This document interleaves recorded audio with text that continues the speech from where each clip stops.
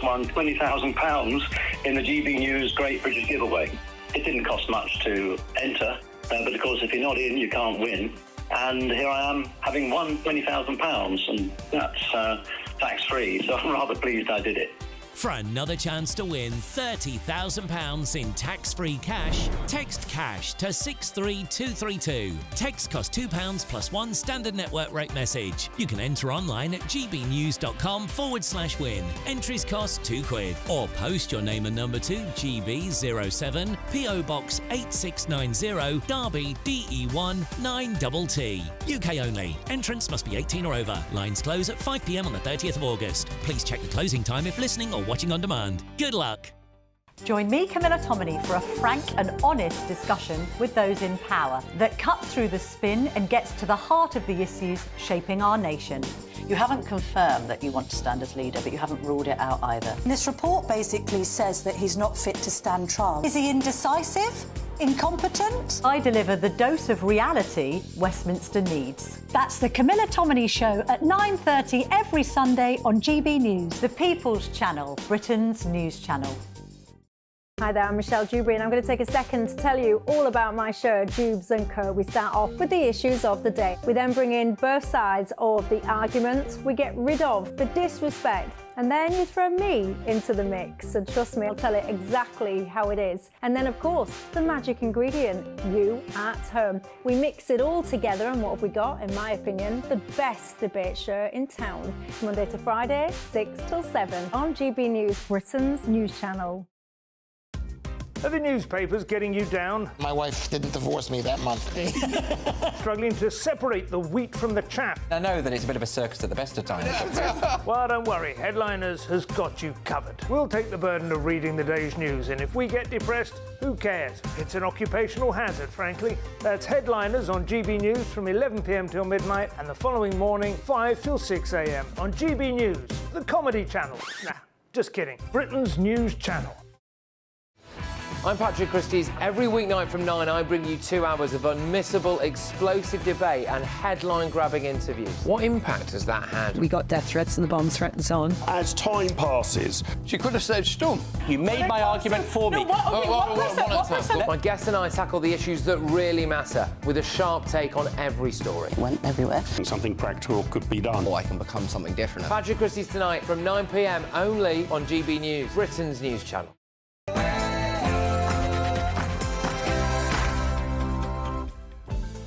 Good afternoon, it's 12 o'clock on Saturday the 17th of August and this is the weekend on GB News and I hope you're having a fabulous weekend out there. Thank you for joining me. Now, Sir Keir Starmer is accused of being played by his union paymasters after making offers to both train drivers and junior doctors. Has the Prime Minister caved in and is he prioritising unions over pensioners though? And police are on high alert up and down the country as protests get underway again, planned by campaign groups including Stand Up to Racism. These are live shots at the moment on your screen from Dover. And as Harry and Meghan continue their semi-royal tour of Colombia, it's been revealed their security detail is using a bulletproof ballistic briefcase, to protect the couple from potential shooters. Doesn't sound overly safe, considering they couldn't come to Windsor, remember. Any case, all that to come, and loads of football, by the way, football. I'm Dawn Neeson, and the weekend starts right here.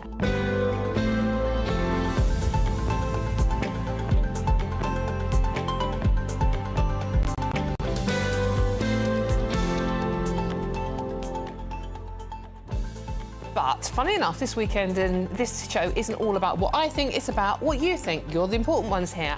So I want to hear your views on anything we're talking about, anything you want to talk about, the colour of my suit, who my guests are, anything. Just have a gossip, it's Saturday for God's sake. So let me know your thoughts on all the stories we're discussing today. It's really, really simple. You just visit gbnews.com/yoursay and join in our conversation. Now, keeping me company, this real girl power for the first hour. We have boys later on, sorry, can't help it. This hour, though, is political commentator Emma Burnell and GB News contributor Claire Pearsall. Thank you very much for joining me, ladies. Thrilled to have you with me. But, oh yeah, I've got to talk to a boy now. Before we get stuck into today's stories, here is the news with Sam Francis.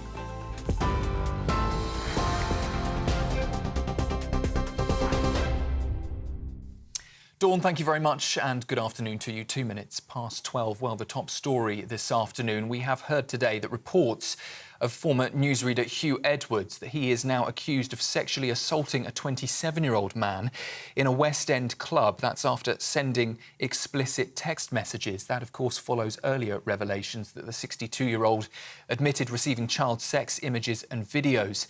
The alleged victim claims that Edwards, who continued despite being asked to stop, was brazenly aggressive and got off on the risk of getting caught. It's also alleged in the Daily Mail and The Sun today that the former BBC star threatened to kill anyone who looked at the man, whom he described as his possession. And it comes as the BBC is now demanding that Edwards returns over £200,000 of his salary following the arrest on separate charges. A private funeral of one of the 3 young girls stabbed to death in Southport will take place later.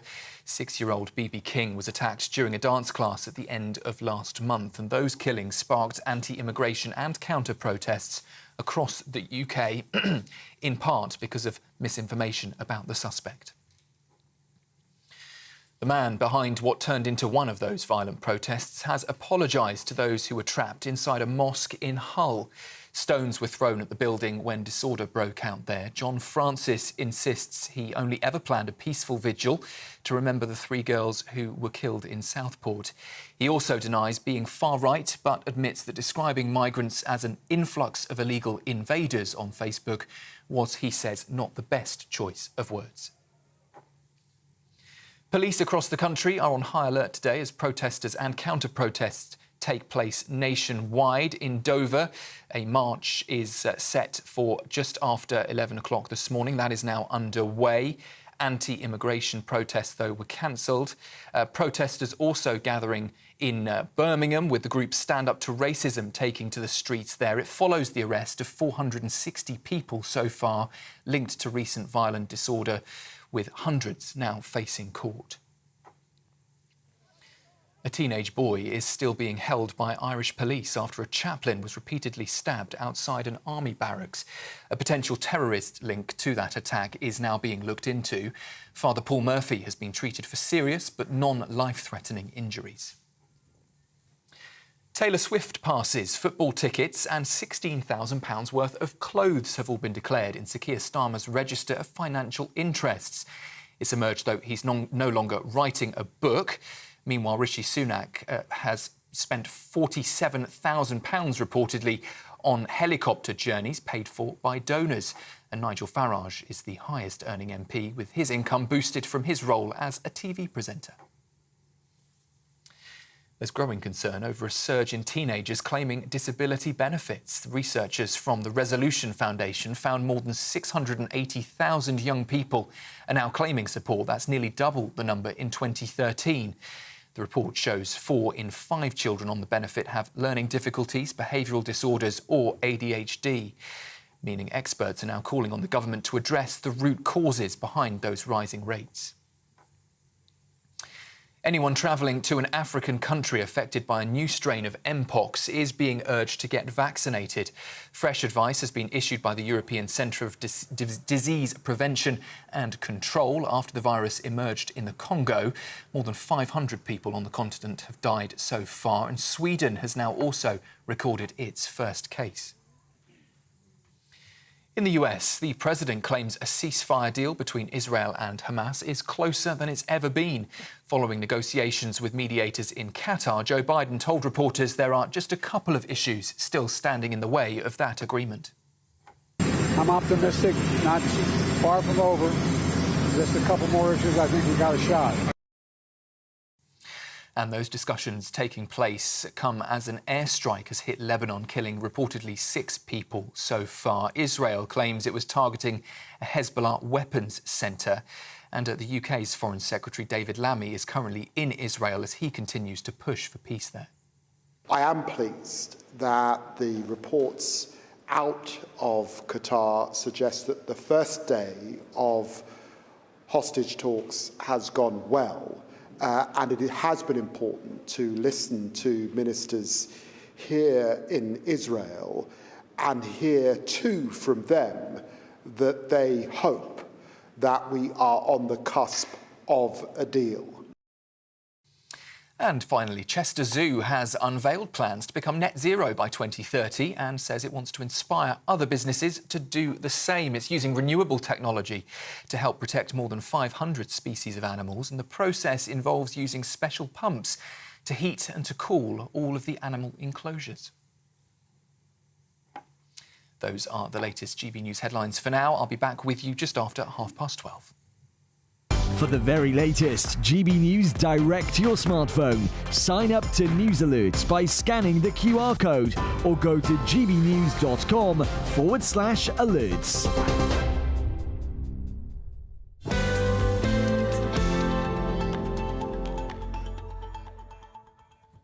Thank you very much, Sam. And we're off to a flying start out there. Thank you so much for getting in touch. Tim Hooper, hello, Tim. He says hello, Dawn. And let me see, Glenn, naughty boy Glenn, you say, well, that Emma is a nightmare. So let's see what she comes out with today. Emma says, hi, stay tuned. She's going to come out with a lot of stuff today. So you live up to all your expectations. And I'll try and live down to them. Right, OK, let's get stuck into today's story, shall we? Police forces across the UK are on standby again this weekend amid protests along with planned gatherings by campaign groups, including Stand Up to Racism. We have reporters around the country, and first of all, I'm going to... Where am I going to first? Birmingham, where... Hold on, we got Jack or... Right, yeah, OK. So first of all, we're going to Birmingham to talk to Jack Carson. Yes, and we also have Ray Addison, who is in Dover. He's trying to get away from me, and that's the excuse. Anyway, so, Jack, we're going to come to you first. So tell us what you're expecting to see where you are today. Yeah, well, there'd been this planned Stand Up to Racism demonstration set to start around 12:30 today. You can probably see where they're starting to already set up. We can see that gazebo that's been set up there with the Socialist Workers' Party banner. We've also got a few Palestine flags already. Very much the Stand Up to Racism demonstration, bringing together a lot of different groups that will be supportive of multiple causes like the Palestine cause, as well as standing up to racism. There had been rumours of an anti-immigration protest here in Birmingham today. We've not seen any evidence of that developing so far yet, but we talked as well this morning about the increased police presence. You can probably see here as well. We've got this police van here. There's a couple of other police vans down the street as well. These are here mainly to reassure the community, ensure that there is a peaceful protest here today. West Midlands Police had put out a statement yesterday talking about that the police are not anti-protest, they're anti-crime, and that's why they've had this increased presence within the city today. We've seen this morning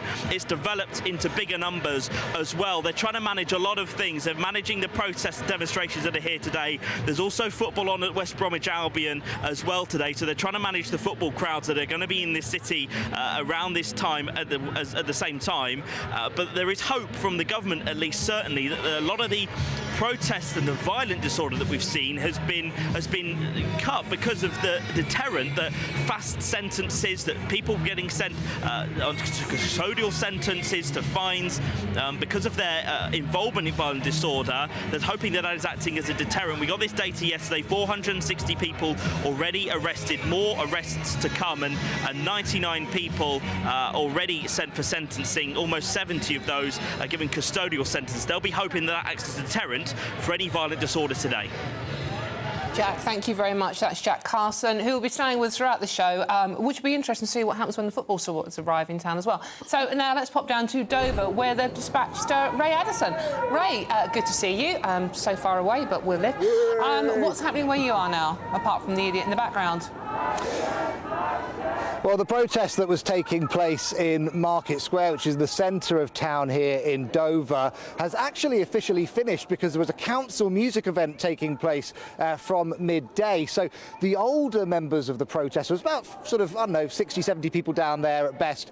They've kind of dispersed, said, oh, we're going to go enjoy the music. The younger group have kind of come down here. I'll just step out of the way so you get a better shot. They've come down to Waterloo Crescent. Now, this is the location where the original regional anti-immigration protest was said to be taking place, and there was a small group of about 2 people. I saw them having a conversation with one of the organisers, and they were absolutely determined to come down here and confront the fascists. And despite the fact the police told them that nobody was down here, the protest had actually been cancelled and that there wasn't anybody that they could really come and protest, they decided to come down anyway. So they've marched down through the town, chanting fascists off our streets. Not very keen on GB News, have been chanting about us as well. And you can see here we've got some signs, no to fascism, fascists get in the sea, no to racism. These events were organised by 2 sort of local anti-racism groups, but as you can see, obviously you get a sort of loose coalition of people who come down here, pro-immigration people come down here. And as you can see, we've got some quite a lot of people wearing black. We've got the sort of masks you might associate with sort of these sort of Antifa groups, a lot of Palestinian flags on the go as well. And they're on the move now, so we'll keep a track of them, but they've moved down here to where the protest was supposed to be happening, but it's not. Brilliant, thank you very much. That's Ray Addison down in Dover for us at the protest, and Jack and Ray will be staying with us throughout the show to bring us up to speed on any developments in those stories. Now, OK, well, you've heard there, we're talking about sentencing. It comes as more than 100 years' worth of prison sentences have been handed out so far for the violent disorder seen earlier this month. The convictions range from violent disorder and assault to writing things on Facebook. Now, let's see what the panel make of this one. I'm joined, as I said earlier, by political commentator Emma Burnell and GB News contributor Claire Pearsall, both looking rather fabulous in blue, I have to say. Now, obviously, you saw from the scenes there, ladies, there didn't seem to be too many people out on the streets. So what I want to talk to you about at the moment is the sentencing. One story that caught my eye this week was how a sex attacker on the London Underground was sentenced to 18 months for sexually assaulting a woman. And meanwhile, we have a 55-year-old housewife from Cheshire sentenced to 15 months for writing something on Facebook. Now, what she wrote on Facebook was horrible and wrong and ill thought out, but she's been sentenced to 15 months for that, whereas someone who committed a sex assault got 18 months. I'm struggling processing this one. Claire, I'm going to come to you first. Am I wrong to be a bit concerned about people writing things on Facebook, wrong things on Facebook, but getting those kind of sentences? Yeah, I think you are, and it's really uncomfortable when you see the amount of violence against women and girls on the streets, on trains, especially this week we've seen a special report about trains. Yes. And those offenders get nowhere near this. They may not get a custodial sentence, they may not even be caught, people aren't taking it seriously. And then you have somebody writing something, yes, ill-advised, not the greatest thing to ever go and write on Facebook and then deleting it, and they're sentenced to a long stretch in prison with no former offences to take into account. And I don't know where this is going to go, and it's a really uncomfortable territory because you shouldn't be inciting hatred, violence, and all the rest of it. Absolutely, I don't think anybody can see that. But where do you draw the line that somebody has posted, reposted, retweeted, whatever it may be on social media? What is the cut-off for this in comparison to other crimes? And I think that's what everybody is now starting to look at. Serious crimes not getting the mentions that they need, not getting the sentencing they need, and something like this, which is very easy to go and get that person, is being treated really heavily. With 3 police cars, no less. I mean, for a middle-aged woman in Cheshire. It really is overkill. I'm not condoning what she did by any stretch, people, by the way. But seriously, Emma. So I mean, it doesn't make sense also to me that we are releasing, because our jails are already full. Remember, we had 500 spaces not so long ago, and now suddenly we can bang everybody up for putting stuff on Facebook. But it doesn't make sense to me that we are releasing career criminals, in many cases, early from their sentences, to put a woman in prison for a Facebook comment. See, I probably, a few months ago, would have struggled with this more, if I'm honest. OK. But actually, I've seen very real, very close to me, I won't give you details because we've been advised not to, right, instances where people have taken what's been said online about an organisation I'm very close to and have a great deal of love and affection for, and gone to their office and threatened them. Oh. And so I think we need to be conscious that what happens online doesn't always stay online. And if you are inciting online, it is the 21st century equivalent of shouting fire in a theatre. It's not a free speech issue. And so I do think, I think there are questions to be asked, massive questions about the way that we deal with sexual assault. I would like to take those away from... I don't think we should do comparable sentencing. I think we should have sentences for different crimes that are about that crime. Should 3 police cars be sent to arrest a 62-year-old woman? That does feel like overkill. I'll give you that one. Absolutely. Do I think that what she did goes against the law that is written in the land? Yes, I do. And therefore, that sentence should be appropriate to the law that she's broken. Now, it's absolutely fair to question that law. That's where I think that there is a discussion to be had. But while that is the law of the land, the sentencing then applies. Yeah, it feels particularly uncomfortable that somebody... What benefit is it to the general public that somebody like this particular lady is banged up in prison for a considerable period of time when you've got other crimes going either unpunished or with a much lesser sentence? It just feels really disproportionate. Now, I don't think there should be no consequences to her action at all, because it was appalling what she put on there. But it's such a disproportionate sentence when you see the likes of, knife crime, shoplifting, which goes unchallenged, and all of the rest of it. It doesn't seem particularly proportionate. Now, if there was a proportionate response for sort of social media-based crimes, if you like, let's call them that, then I think that the public would get behind that. But when you're seeing a sort of older lady being put in prison for 15 months, that's a hefty sentence, which means that she is going to have to put that on every single form that she ever writes ever again. And somebody now has to care for her husband. Now, I appreciate that's nobody's fault but her own. It does seem, in comparison to somebody that's going to get a suspended sentence of 8 weeks for going and shoplifting or carrying a knife, you sort of look at it and you think, well, where are we going with justice in this country? But again, I come back to this. I don't think there should be comparable sentences. I think that crimes should have the sentencing appropriate to the crime. And again, I come back saying I probably was more lax about incitement previously, and that has changed a lot for me in the last few weeks because of my own visible experiences of that incitement actually coming to pass. And so I think that there is... yes, this woman is 62. When you talk about space in prisons, less female prisons, and early release from female prisons is almost certainly unviolent crime, because the vast majority of female prisoners have not done violent crimes. So I think, again, there are all sorts of complex nuances around all of this. I believe that you should be able to challenge the law, challenge, say, consensus opinion, challenge non-consensus opinion, absolutely visible. But if you put on Facebook that people should be burning down a mosque with people inside it, which is what this woman did, then that is a crime under our current judicial system. If you want to change that law, change the law first, then do that action, rather than the other way round. OK, so, I mean, I know it can't happen because he is an American and in America, but, I mean, should Elon Musk, therefore, face criminal prosecution for incitement, some of the things he's put on? Yeah, well, I mean, that's going to be the big argument now, isn't it?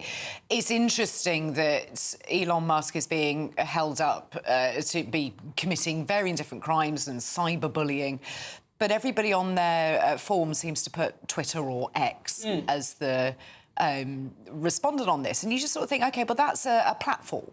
That's not an individual. Are you going after the individual? Yes, he's in America, and yes, there are laws that will govern this. But I think this is the problem, and this is what we don't get at the moment with online, is what we are going to do with it. The Conservative government started out with the online harms bill, which got watered down because it's very, very complex. It's very complicated. Yeah, very, yeah. The internet moves on, and the Labour Party are going to have the same problem now, and what they're looking to do is toughen it up, but going too far in the other direction. I mean, there is always an argument over free speech.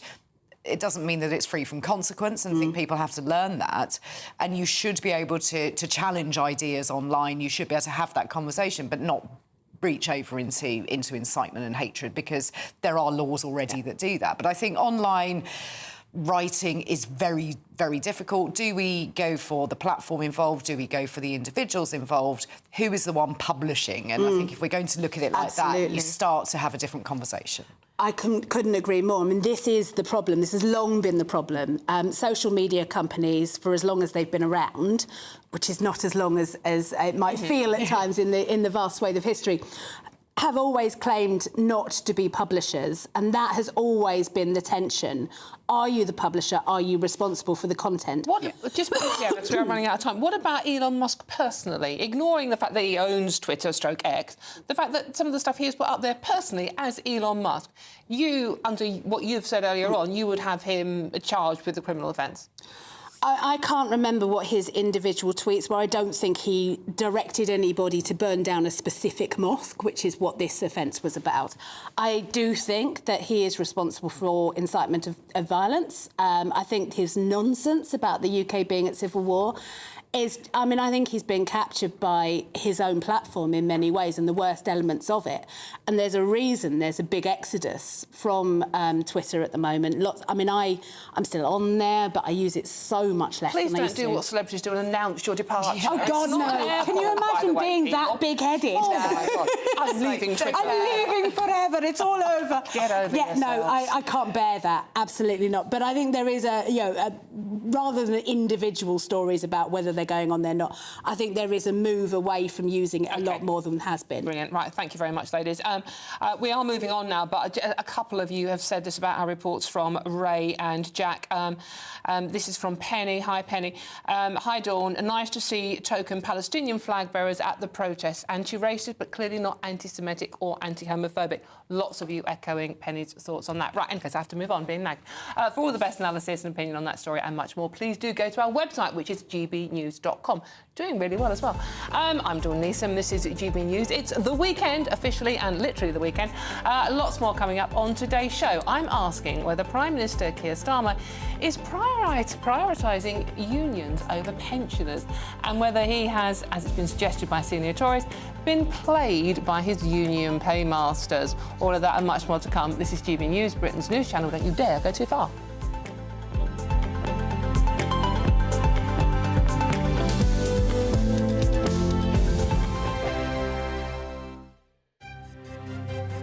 GB News Breakfast, every day from 6 a.m. Fatima's UK campaign, Children and Young People Matter. Because I actually run a campaign, and my ministry today is about looking after children in the care system and improving their life outcomes. You know, for me, I had a difficult start to my childhood, and I will never forget it. I mean, I always say I may have left the care system, but the care system hasn't left me. And I instantly understand the importance of giving our young children and young people the opportunity to also, have good life outcomes. So Fatima's UK campaign is all about that. It's a summit next year. Eamon, I hope you're going to come. No, and we've talked about this before, and certainly, I mean, I believe in what you're doing. I think it's marvellous what you're doing, and that's why, when you think about children, and children are so close to you, and you look at that horror that happened in Southport yesterday, I mean, things like that exactly. will really hit home hard. Well, children are the innocent ones, aren't they, Eamon? And this is what we look at when you think they're the future. We've got to start to put them back at the top. And it's a travesty when we see things like that, that happen. Children are the ones that are impacted. And, it's, for me, really important to be able to do the best we can and looking after their future. And so hopefully, I'm going to the Pyrenees in September, Eamon. That's my next challenge, the Bay of Biscay from France to Spain and back. And hopefully people can go online, fatimascampaign.com, and give generously to help make a difference to these young people's lives. Because, as I say, children are the future. GB News, the People's Channel. If you want your news to be straight talking... This is the nightmare for the Conservatives again. Down to earth. It's not just Nottingham where this is happening, is it? And most importantly, honest. Hard-working, middle-class taxpayers, they'll get their book thrown at them. Then catch me, Martin Daubney, Monday to Friday, 3 till 6 p.m. on GB News, Britain's news channel. Join me, Neil Oliver, every Sunday night at 6 p.m. on GB News. And if an hour is not nearly enough for you, go to gbnews.com for special extended episodes online every Friday at 9 p.m, where we can truly get into the nitty-gritty of what's going on. GB News, Britain's news channel. Join me, Nana Akwe, for an informative, interactive news programme with a difference. It's fun. It's true. You're not wrong. No one will be cancelled. Lovely. Join me from 3 p.m. every weekend, only on GB News, Britain's news channel.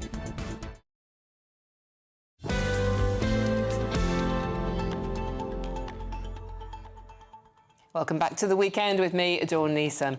Now, Sir Keir Starmer has been accused, front page of 2 of your newspapers today, by the way, of being played by his union paymasters after making offers to both train drivers and junior doctors.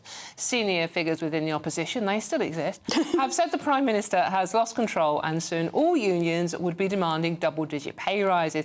Despite the fresh deals, train drivers at LNER, as well as Border Force staff, have announced they will still be undertaking strike action over the coming months. Lucky us, eh?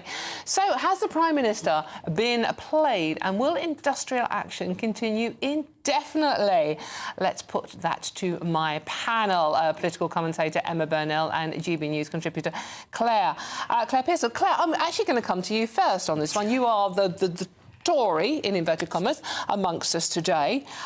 So, I mean, is Keir Starmer being played by his paymasters, as we've said, a word you never use in real life, do you, unless you're talking about this subject? And is he actually putting the unions before pensioners? We've just, you know, had all the winter fuel pay cuts for pensioners. Yeah, I know. I mean, this is a conversation I've had a lot over the past few weeks, is that you knew... You being married to a pensioner, obviously. Sorry, Nigel, if you're watching. The lefty, as we like to say. It was inevitable that any kind of dispute with the unions, that a Labour government would come in and want to settle that. But it's quite interesting when you listen to the ASLEF union, which are the ones who have accepted, allegedly, this new pay deal, they are still unhappy that in real terms what is being offered is still a 15% reduction in pay. So what is being offered to people is only giving them back what they haven't had over the last few years, but they should have been entitled to more, so they say. So we are still at this 15%. So you can see that they're setting up the next round of talks, next round of strikes, next round of whatever kind of action that they want to take on. And you look at other unions who are going to be mobilised by the fact that pay increases are being given to train drivers, to doctors, junior doctors, GPs, which I think is going to be settled as well. Everybody's going to be looking to see what they can get for their members, which is what unions are there for, understandably. But it feels very much as if we're being told, on the one hand, there is no money, there is an enormous black hole in the finances. Pensioners, yeah, sorry, you're going to have to freeze this winter, but it's all right because we're going to make sure that all of the unions get their pay rises. So that, to me, just strikes... It was such an inevitability of a Labour government to come in and do that. And Emma, coming to you, I mean, sort of like, you know, pensioners with low enough income to qualify pension credit will be given fuel payments in the future. This is Rachel Reeves, literally straight in the door, doing, you know, taking money away from pensioners. Which leaves a fairly absurd scenario of people living off £11,500 a year having their fuel payment taken, while Labour are giving train drivers on £65,000 a year for a 3-4 day working week a pay rise. Doesn't sound fair. There is a difference, I think. One thing Labour should have done and should do and can still do when it comes to the winter fuel rises is make sure that everybody who's entitled to it gets it, because about a third of people who are entitled to that benefit are not currently registered to receive it, so they should be. And that might be a sensible middle ground to reach in terms of what goes to the right pensioners. Generally, I'm in favour of universality when it comes to benefits. I'm not a big fan of means testing, but I do understand why this has been brought in at this time. just in terms of just trying to, you've got a limited amount of money, you are going to balance the pot. And Labour did make a strong ploy at the election saying the phrase working people. Now, that does imply not pensioners. Now, on the union negotiations thing, I mean, first of all, you're quite right. The word paymasters always makes me giggle. It's used by about nobody else and in no other context. It's not a real word.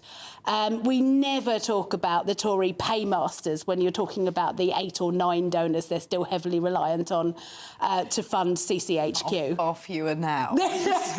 True. I was being generous, but we're running out of time, so... But I do think that one of the things that really struck me in James Cleverly's comments was his use of the word adversary when it comes to negotiation.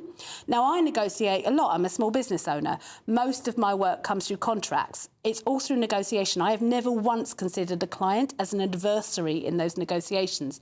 And I think that might be the difference here, is fundamentally a different approach to what negotiation is and means. We will be coming back to this subject later on in the show, because I know a lot of you, certainly pensioners out there watching and listening, are getting very angry about this. We will be coming back to this later in the show, but unfortunately we're running out of time on this particular section now.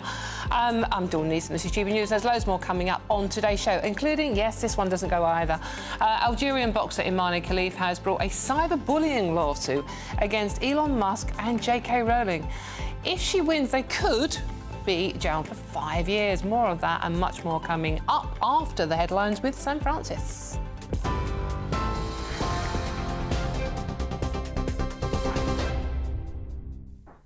Dawn, thank you very much and good afternoon to you. Just after 12:30, we'll start with a breaking line coming to us from Ireland this hour that a teenage boy has now been charged over a stabbing outside Renmore Barracks there. Army chaplain Father Paul Murphy posted on social media to say he was doing OK after receiving treatment for serious but non-life-threatening injuries. The child, whose age isn't known, is due in court later this afternoon.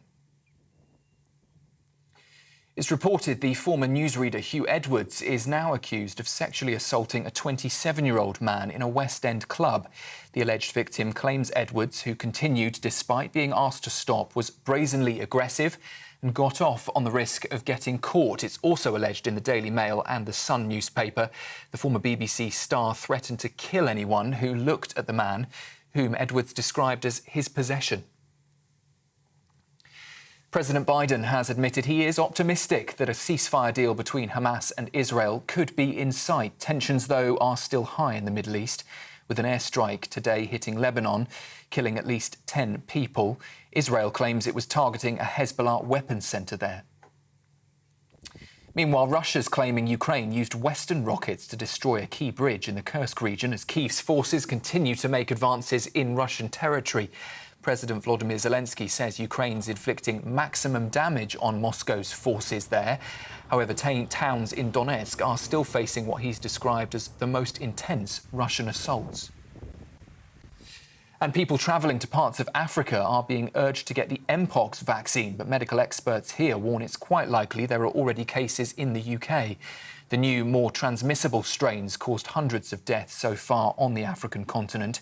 And Sweden has also recorded its first case, while Pakistan's trying to establish whether some people there have been affected. Those are the latest headlines for now. I'll be back with you just after 1 o'clock.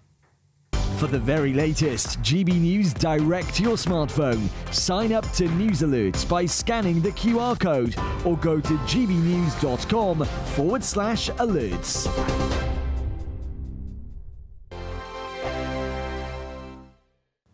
Hello, welcome to your latest GB News weather forecast. Generally for the day ahead, we're looking at plenty of sunny spells, fine weather, though it's still quite breezy with showers across Scotland in particular. The reason for this is low pressure sits to the north of the UK.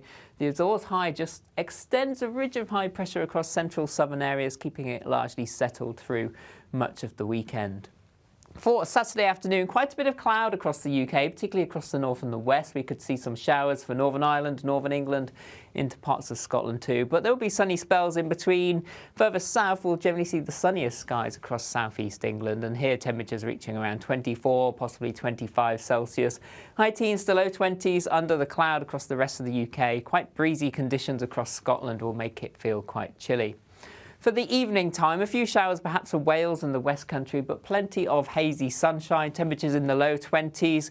Showers further north across Northern Ireland into southern Scotland, Northern England, 1 or 2 on the heavy side, and a few showers across Scotland too, and remaining quite blustery, particularly across the Highlands. Temperatures here 14 or 15 Celsius into the evening time, but add on that wind, it will be quite chilly. Overnight, we'll generally see dry conditions continue across much of England and Wales, just 1 or 2 showers across the north and the west. Showers also fade for much of Northern Ireland, parts of Scotland, just a few continuing towards the Highlands and remaining quite breezy here. Elsewhere, generally light winds. We could see 1 or 2 mist patches developing. Temperatures in towns and cities holding up in double figures, falling into single figures in the countryside. So a bright, fresh start to Sunday. Plenty of sunny spells to come through the day. A few showers are also possible by the afternoon across parts of Scotland, Northern Ireland, but most places staying dry and still remaining breezy across northwest Scotland too. Into the afternoon, plenty of sunshine that will lift temperatures again to around 25 Celsius. Good afternoon, Britain. Your lunchtime update on the stories that matter across the UK. From breaking news and insightful analysis, inspiring stories and lively debates. You're comparing yourself to a former Prime Minister. Which is it? Stay informed, stay updated, stay entertained. I just don't know how anyone would not want to be there. Every weekday from midday. We are Good Afternoon Britain, only on GB News. Britain's news channel.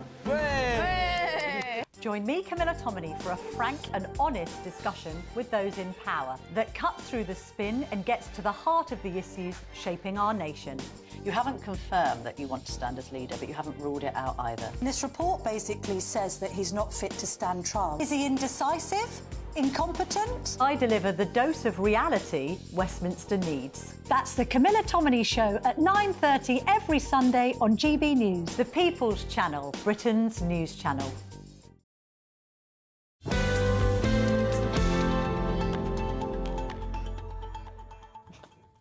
Sorry, welcome back to The Weekend with me, Dawn Neeson, and 2 very naughty panellists. I have to say, we were just discussing men, as 3 women sitting around will do.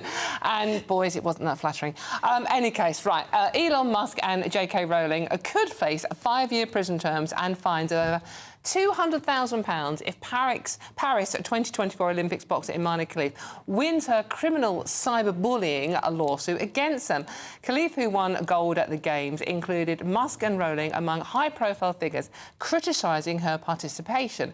She has filed a lawsuit with French authorities, important that bit, for acts of aggravated cyber harassment, and more famous names could be targeted. Right, as I said, I've got my naughty lady panel here, political commentator Emma Burnell and GB News contributor Claire Pearsall. Now, this is not going away. I would rather be sitting here talking about the amazing feats we've seen at the Olympics. Paralympics are coming up, I believe, on the 28th of August starting. But once again, we are talking about the gender biological sex row. Claire, the fact that Imani is suing Elon Musk, JK Rowling and potentially Donald Trump takes some believing. Well, they have a few bob to defend themselves. Yes, I mean, it's quite some feat, isn't it, to name them in lawsuits. You sort of look at it and you think £200,000 to somebody like Elon Musk is just sort of pocket change. Yeah, it's like behind the sofa, isn't it? Or down the sofa. He would find that in the I think he's losing money hand over fist at the moment. You can find it in the centre console of his very expensive car. Do I think it's going to happen? No, I don't. And it's interesting, it's been filed in French courts, and you wonder where the jurisdiction is going to come in legal terms. J.K. Rowling would always be a target for somebody. Do I think it was bullying? No, I don't, actually. I think everybody, and this goes back to what we were saying before, is that you may have an opinion on something, and unfortunately, social media has brought out all of the gender specialist experts that we have in the world. And it's an interesting subject to look at, but you need to look at it properly. And I think it's much more complex than anybody can put down on a tweet with no basis in knowledge. I mean, Emma, obviously, if this case does go to court, and it's in the French courts, by the way, I'm assuming the athlete in question will then have to prove whether they are a biological male or a biological female. No, I would don't make this argument think go away? so, because that's not what the court case is about. The court case is whether they've been bullied, whoever they are. So I suspect that wouldn't be the case. Now, bizarrely, you'd be shocked to hear that I'm not an expert in French legal system. But given that what she's not claiming is misinformation but bullying, I can't imagine that would then come into it. There are huge issues here.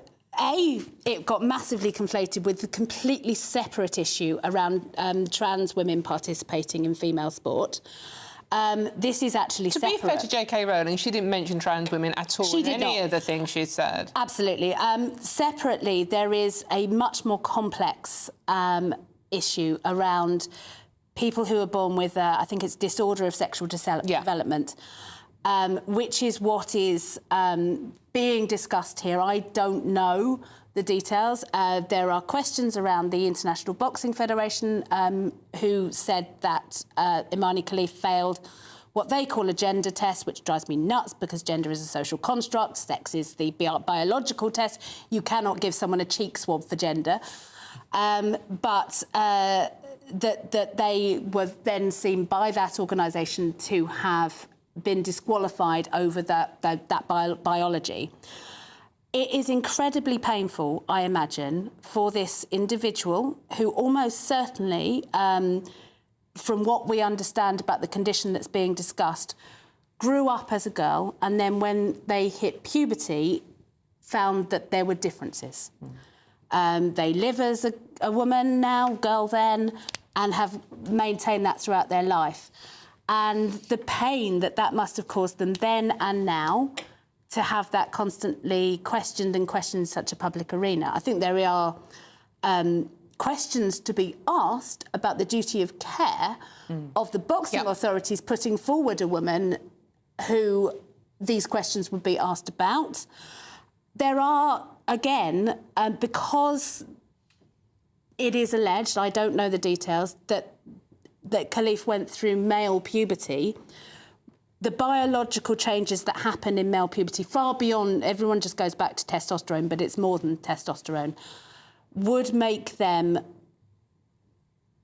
unable to compete in a female boxing category in the same way that you wouldn't put Barry McGuigan and Mike Tyson Exactly, in the yeah, it's like, yeah. But surely, Claire, there is a very simple way of solving this problem that the Olympics Committee should have sorted out before we actually even got to the stage of the Games taking place.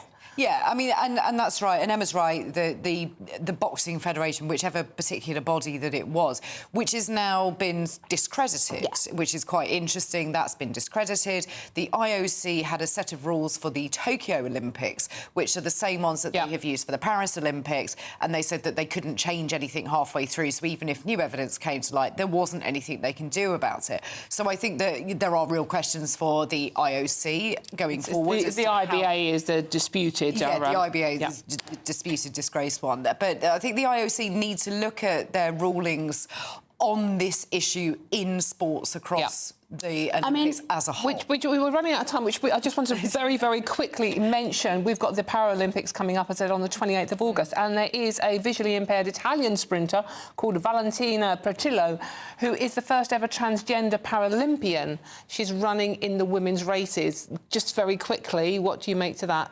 More controversy? Again, if this person has been through male puberty, they will have an increased lung capacity, increased muscular density, which would give them biologically an unfair advantage. If, on the other hand, they didn't go through male puberty, that's a different question. So all of these things are so much more complicated. 4 years ago, they were running as a man. In which case, I think I would say that that's unfair. Yeah, Claire? Yeah, unfair. Yeah, okay. It really is. Right, but again, we'll be talking about that rather than the amazing athletic feats that people are doing in the Paralympics. And Jill, yes, please move your hair out of your eyes. It's really annoying. Lol, kiss. Thank you very much. I am trying my We need to see your beautiful hardest. face, Dawn. Yeah, that's why I've got along. It's cheaper than Botox. Come on. Right, and again, we're running out of time talking about my blooming hair. A huge thank you to the panel, political commentator Emma Bennell and GBNews contributor Claire Pearsall. Thank you very much for joining me. Great company this afternoon. Now, I'm Dawn Neeson with a fringe on GB News. The weekend, and there's lots more coming up on today's show. The Premier League is back. Yay! Sorry, just me. Man United sit at the top of the table after beating Fulham in their first game, but all could change today with Liverpool, Arsenal and the mighty West Ham, that's my team by the way, in action. All of that and much more to come. This is GB News, Britain's news channel. Don't go too far, we're talking football.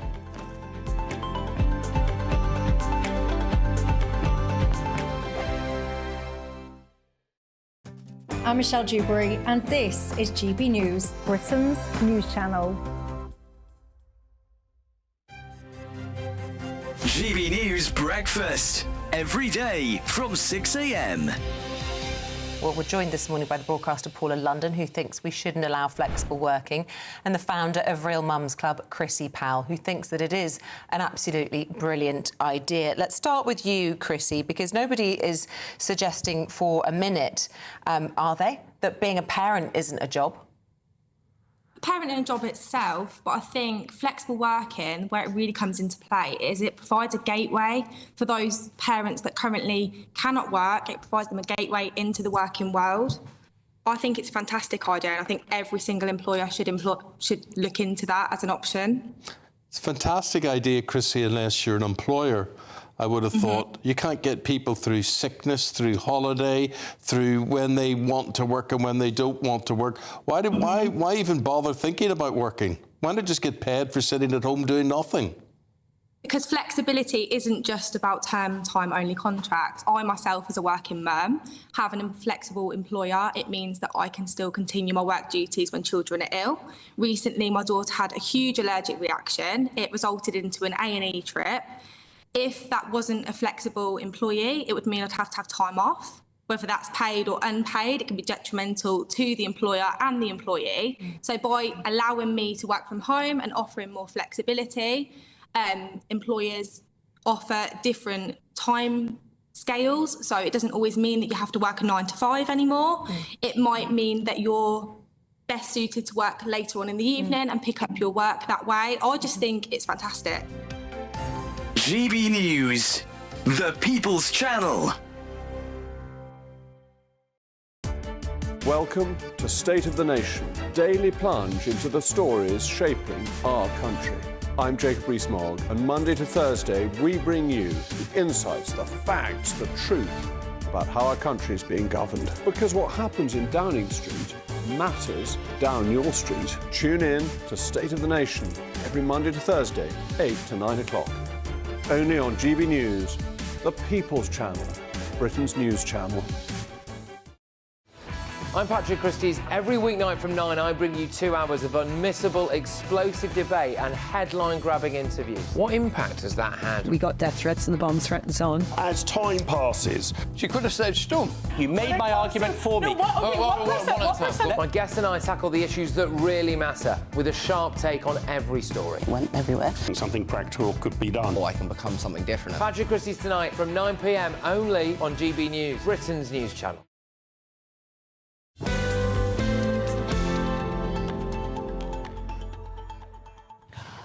Welcome back to the weekend with me, Dawn Neeson, on GB News. Now, cracking show coming up, but first we're going to talk about football. The Premier League is back. I'm so pleased. Pep Guardiola's Manchester City side will be looking to win a record-breaking 5th straight Premier, it must be boring, title this season. However, they are expected to face competition from Arsenal once again, while Man U kicked off proceedings against Fulham last night.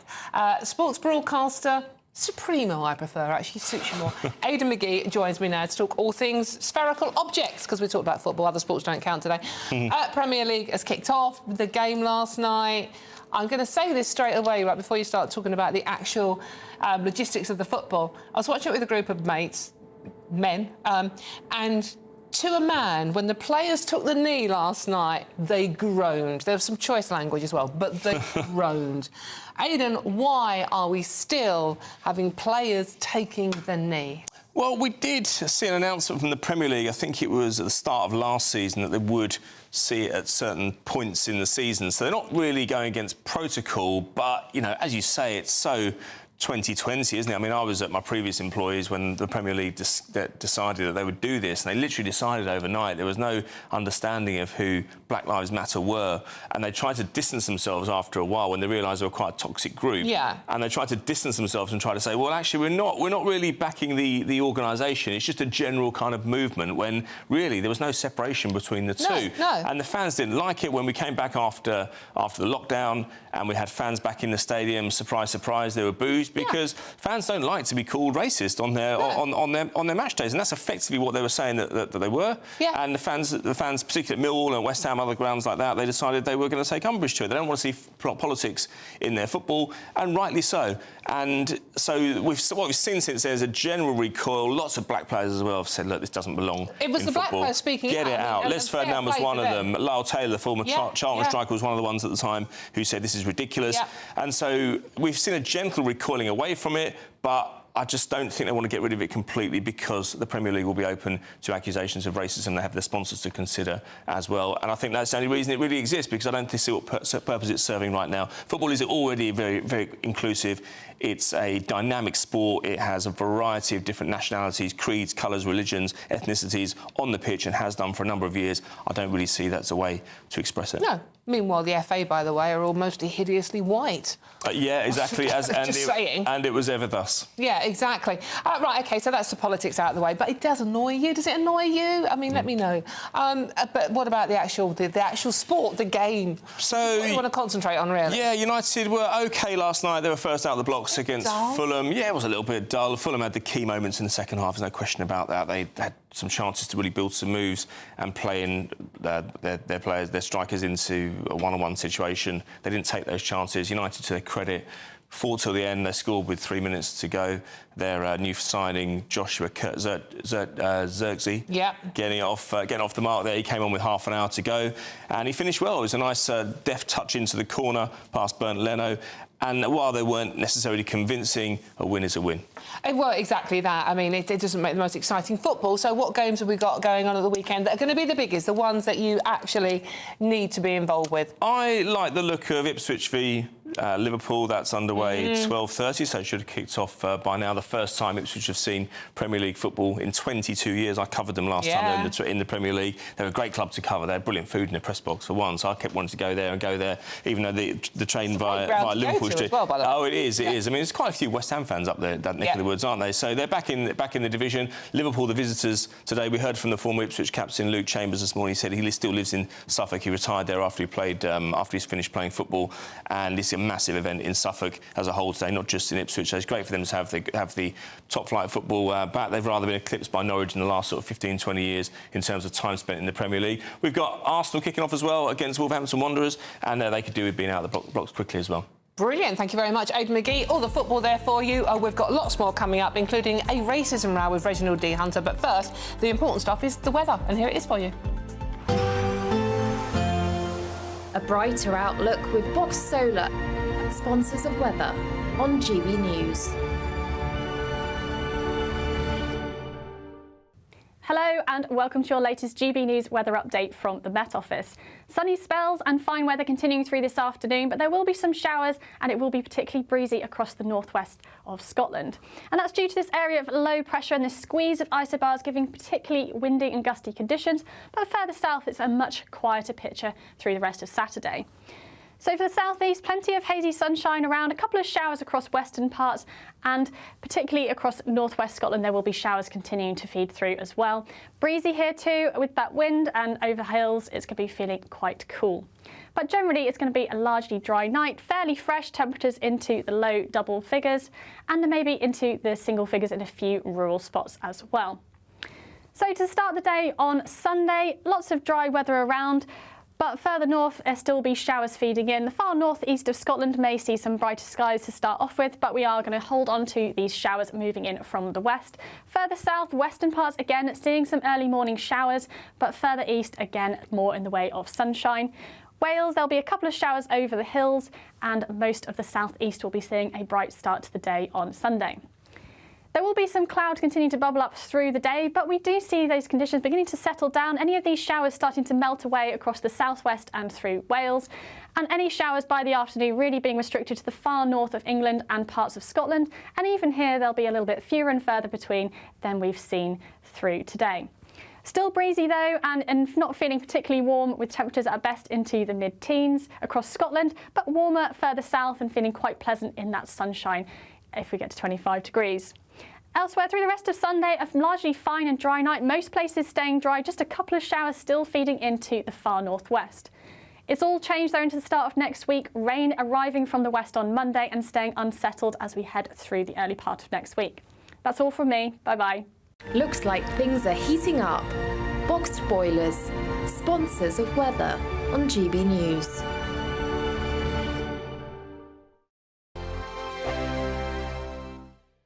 Don't miss out on your chance to win a whopping £30,000 in tax-free cash to spend however you like. It's extra cash that could really make a difference to your coming year. You could find yourself on that holiday you've always wanted to take, buy that treat that always seemed out of reach, or just send some of those day-to-day financial stresses packing. £30,000 could be yours, but time is ticking. For another chance to win £30,000 in tax-free cash, text CASH to 63232. Text costs £2 plus one standard network rate message. You can enter online at gbnews.com/win. Entries cost £2, or post your name and number to GB07 PO Box 8690 Derby DE1 9TT. UK only. Entrance must be 18 or over. Lines close at 5 p.m. on the 30th of August. Please check the closing time if listening or watching on demand. Good luck. This is GB News, Britain's news channel. Now, in the UK, King Charles called for, quote, community spirit and compassion following the disorder we've seen on the streets in recent weeks. The King's also thanked the police for their efforts to restore peace, as well as the communities who came out to counter the violence. Joining me now is royal and showbiz reporter Kinsey Schofield. What do you make, first of all, of King Charles and sort of intervening, I guess, on the riots? He's got a bit of stick this side of the pond because people are saying, well, look, it's OK for you living in your palaces with all your money coming out your ears. You're out of touch, really, with the working class and the concerns of people in this country about, I mean, issues such as migration.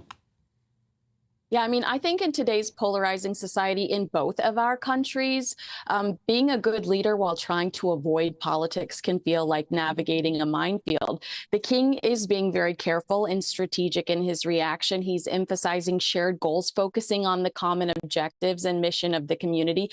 I mean, he's trying to align everyone around a shared vision that transcends individual differences, and encouraging transparency and open dialogue by allowing everyone to voice their opinions and concerns in a legal and productive way that doesn't jeopardize anyone's safety. And I think you can create a culture of trust where people feel heard and valued. Aside from his family's multiple cancer scares, this is the most difficult period he's had as king, and he is fully aware that the way he responds to this unrest could define him in the history books. But he's in this bizarre position in the sense that his power is limited. In America, we consider the royal family these beautiful, glamorous mascots. You know, they really, truly are so limited in what they're capable of doing over there. So I imagine that there are some concerns in the background, but he's not really in a position to voice them. GB News, the People's Channel.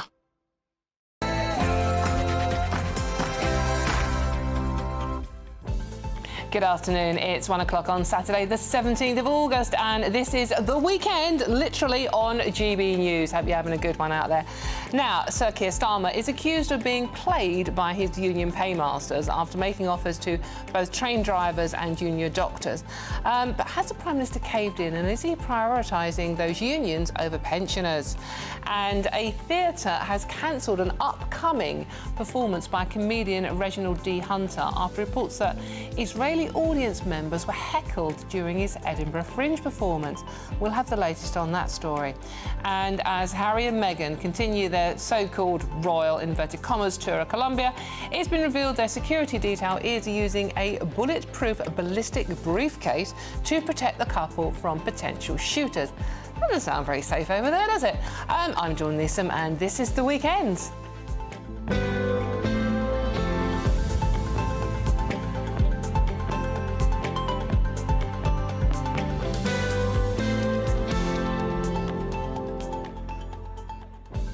But this show is nothing without you and your views. I promise I'm going to read as many as I can out. Yeah, there's so many coming, though, so keep them coming. Really, really simple to do so. You do this, she says, trying to remember desperately, by visiting gbnews.com/your say and join the conversation. You can talk about anything you want, including my fringe. Sorry. Now, keeping me company, this is a treat for you. Keeping me company this year is political commentator Matthew Stadler and broadcaster Mike Parry. Thank you very much, gentlemen. I'll swap the girl power for boy power. But first, more boy power, because here's the news headlines with Sam Francis.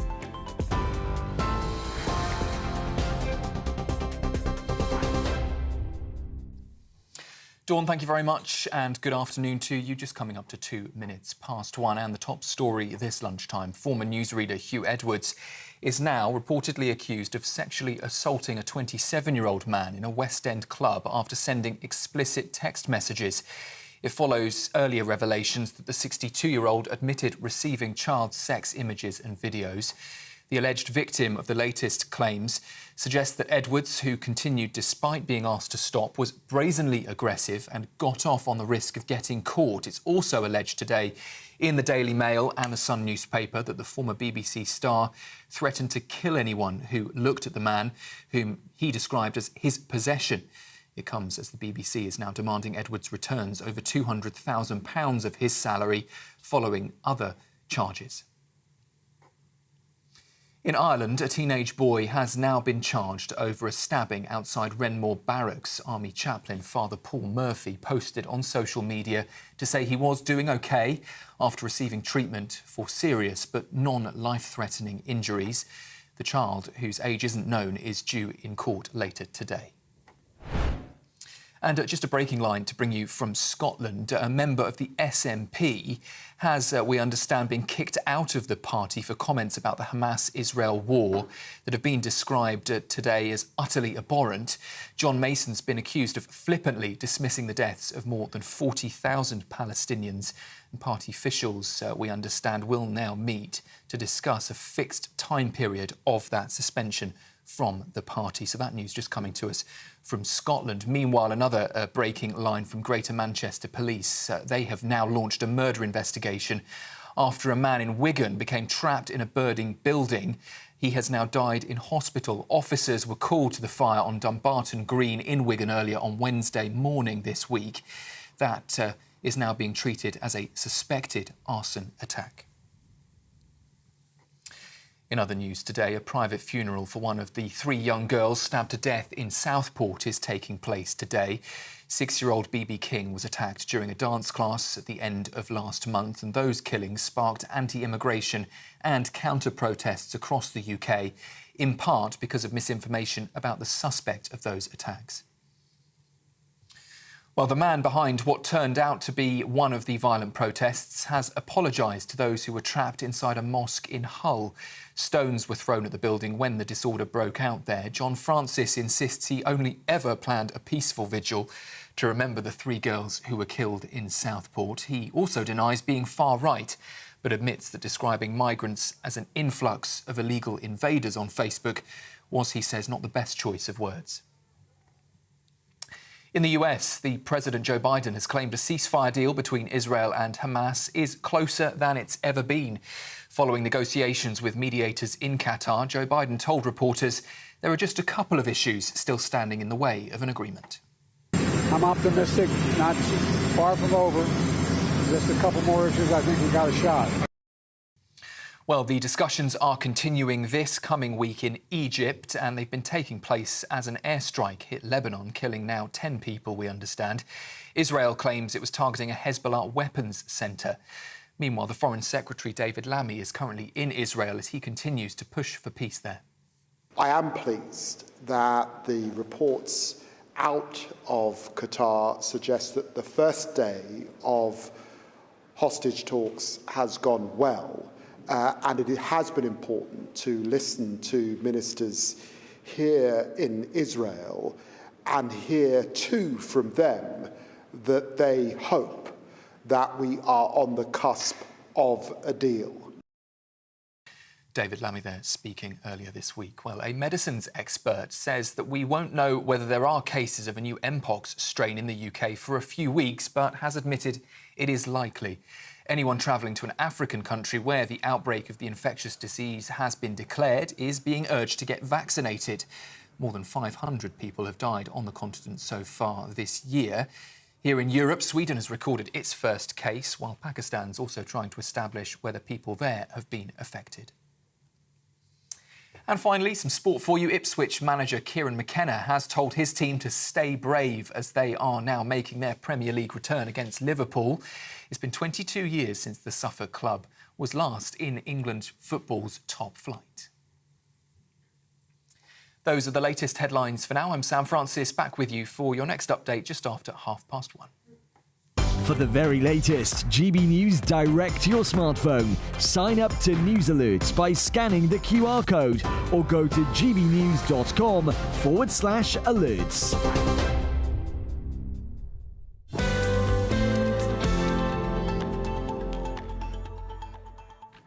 Thank you very much, Sam. Right, OK, let's get straight into today's story, shall we?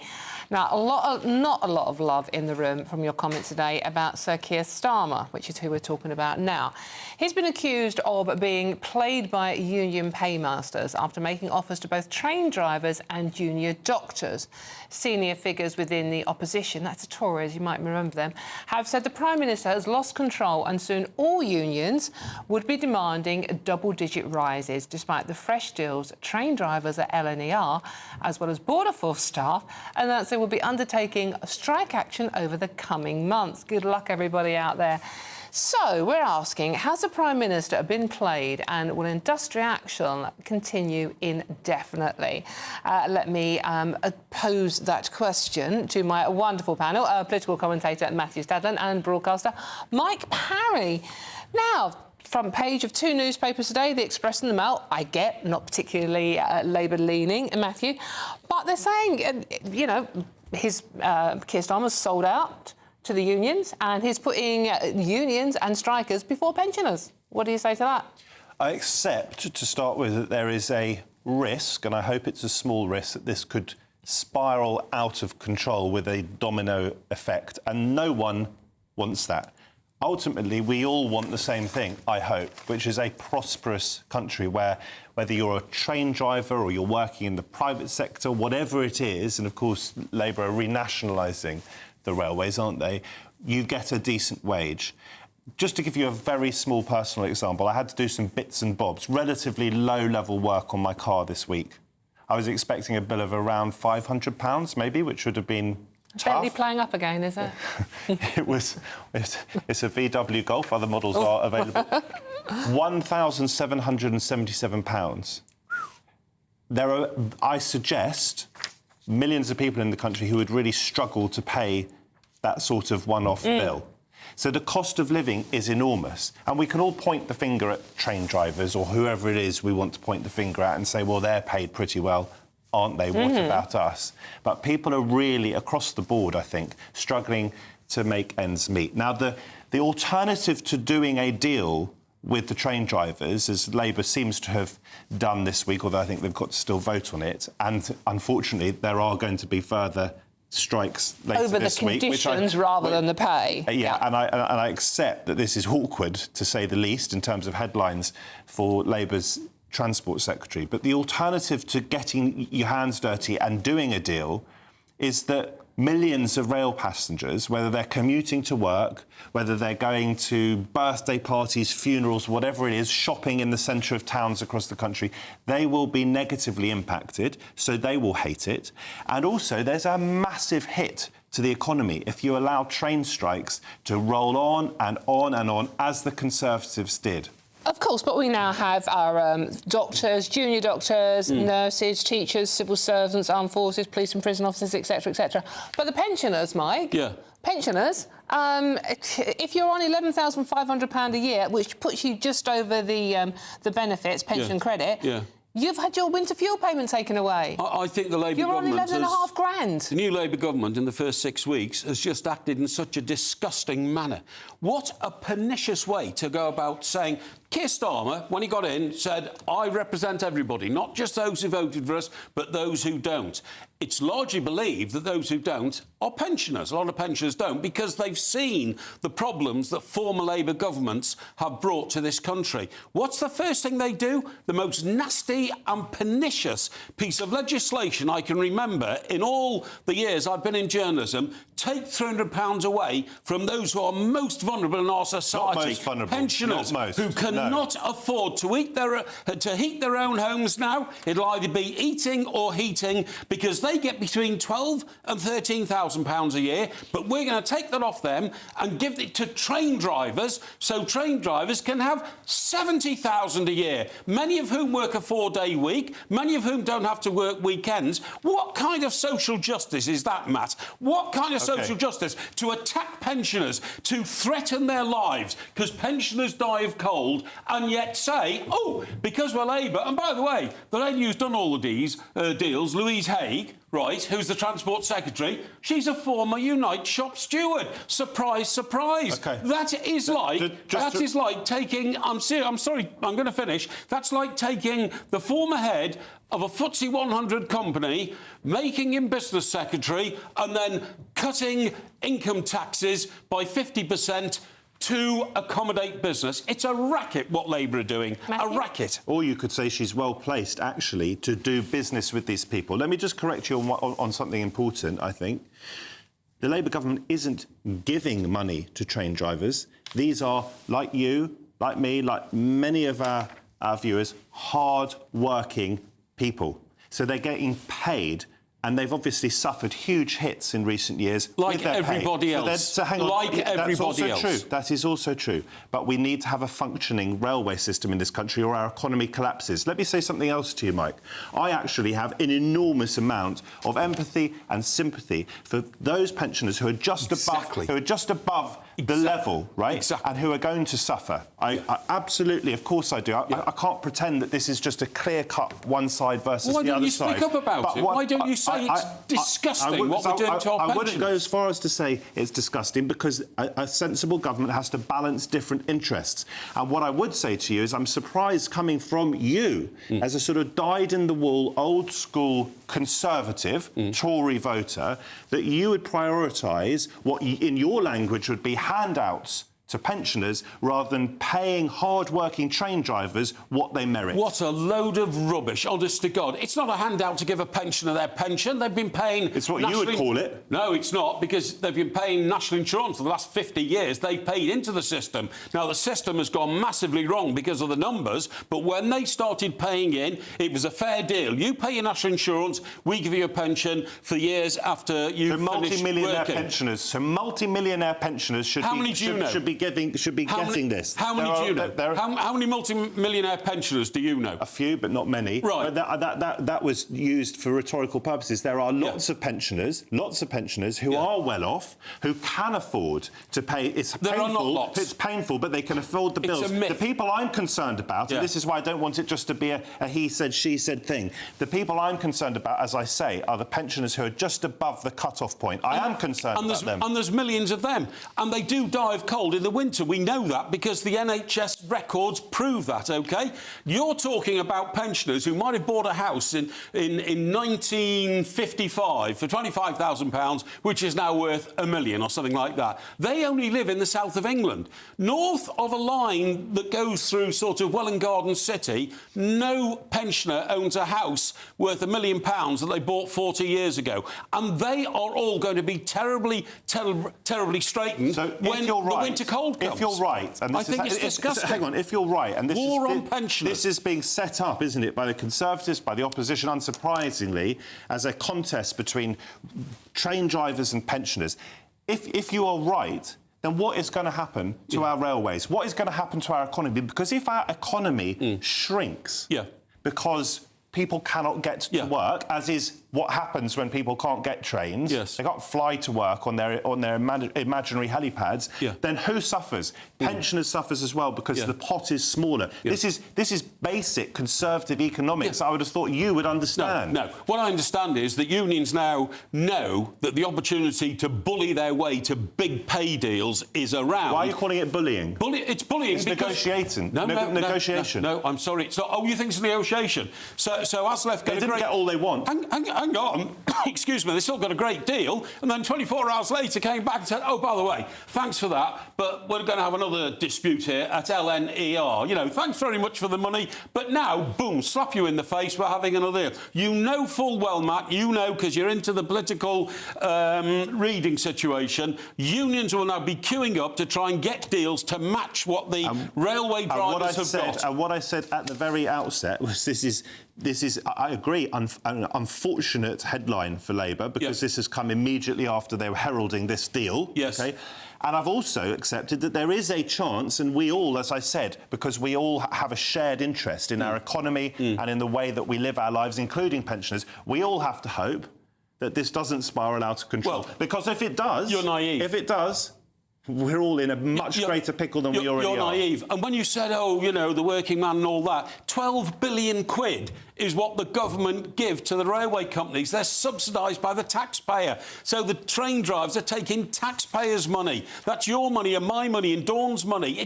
Train drivers aren't taking our money. Have you heard of the basic concept of working to be paid? I'm so surprised that you're on the side of the argument that you are, because in years gone by, as I say, you would have characterised paying, in some cases, wealthy pensioners money is a handout, and you should have been, I would have thought, on the side of the hard-working man and woman who are getting us from A to B. I don't think a 4-day week of 35 hours is particularly hard-working. Well, and the reason why don't you go off and become a train driver? And the reason then? I say you couldn't become a train driver. And the reason I say bullying is because, of course, the train driver unions know that the country closes down if they stop driving trains. But pensioners can't go out and say, if we stop doing anything, the country closes down. That's why it's bullying of the Labour government to say, we'll give in to the train drivers, but we're not giving in to all those pensioners for two reasons. They have no economic interest in the country, and most of them don't vote Labour. So as far as we're concerned, they're fair game for us to bully them.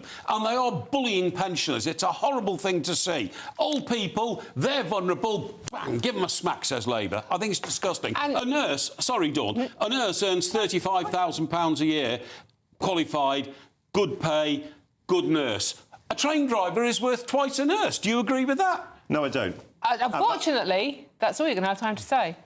You're not going to agree, are you? So, I mean... No, I have some sympathy for what Mike's saying, but I'm trying to say we are all on the same side here because it is in all of our interests that pensioners don't freeze and that train drivers actually get us to work. Right, OK. I didn't need to say anything then, did I? Love those sort of debates. I just sit here and sort of, like, play with my fringe. Well, that got fiery. We have to move on, unfortunately. But for all the best analysis and opinion on that story and much more, please do go to our website, which is gbnews.com. I'm Dawn Neeson, and this is GB News. It's the weekend, and there's loads more coming up on today's show. A theatre in Scotland has cancelled an upcoming show by comedian Reginald D. Hunter following accusations that his Edinburgh Fringe show was anti-Semitic. Much more on that story coming soon. All of that, much more to come. This is GB News, Britain's news channel. You can put the kettle on, but you're not going too far because it gets better.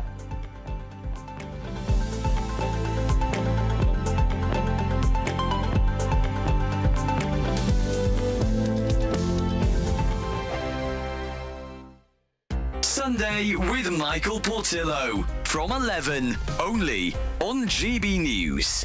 Controversy howls around a proposal to transform an area of Nuremberg's half-built Nazi Congress Hall into a new opera house. Proponents argue that repurposing the site for cultural use could help to reclaim the space, while opponents believe that it risks glorifying Adolf Hitler. The issue reflects broader tensions in Germany over how to handle the archaeology and architecture of Nazism. To discuss this, I'm joined now by the Telegraph's chief opera critic and the former director of the BBC Proms, Sir Nicholas Kenyon. Lovely to see you back on GB News. As I understand it, they want to put a smallish opera house, I think about 800 seats, within the horseshoe shape. So you would have to walk through, as it were, this historical Nazi territory to get into the opera house. What do you think? Well, the first thing to say, Michael, is that Nuremberg is such an important centre of German history. And so this site is going to be especially contested. You know, we've had the Nuremberg rallies after the war, we had the Nuremberg trials. Its history goes back centuries. I went there, but I went there to visit the birthplace of Albrecht Dürer. And, of course, as you would know, Wagner's Master Singers of Nuremberg is set there. So I think you've got so many things jostling. I feel absolutely certain in myself that buildings need to move on. They need to be repurposed, they need to be reinvented, but it's not for me to say what weight of tradition would fall on those people going in to a new building in the knowledge of what it used to be. GB News, the People's Channel. I'm Christopher Hope. From pop stars to politicians, I'll interview anybody in a pub who's got a political opinion. Join me every Friday on Spotify, Apple Podcasts, YouTube or gbnews.com, or wherever you get your podcasts. This is GB News, the People's Channel. If you want your news to be straight talking, this is a nightmare for the Conservatives again. Down to earth. It's not just Nottingham where this is happening, is it? And most importantly, honest. Hard-working, middle-class taxpayers, they'll get their book thrown at them. Then catch me, Martin Daubney, Monday to Friday, 3 till 6 p.m. on GB News, Britain's news channel. Join me, Neil Oliver, every Sunday night at 6 p.m. on GB News. And if an hour is not nearly enough for you, go to gbnews.com for special extended episodes online every Friday at 9 p.m, where we can truly get into the nitty-gritty of what's going on. GB News, Britain's news channel.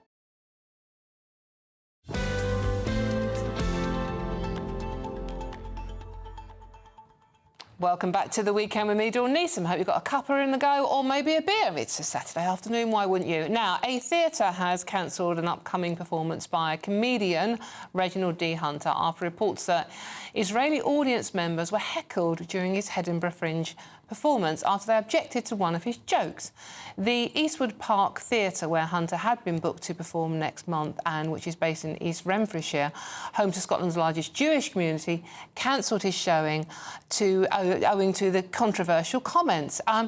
Let's get more on this story. And I'm thrilled to say I'm joined now by journalist Nicole Lamper. Nicole, thank you very much for joining me this afternoon. Now, another shocking story. What did you make when you first read this story, when you first learnt about it? Thank you for having me on, Dawn. The person that alerted all of us to it was actually the Daily Telegraph's theatre critic, who happened to be in the room that night and said it was one of the most disgusting things he'd ever seen, giving it a 1-star review.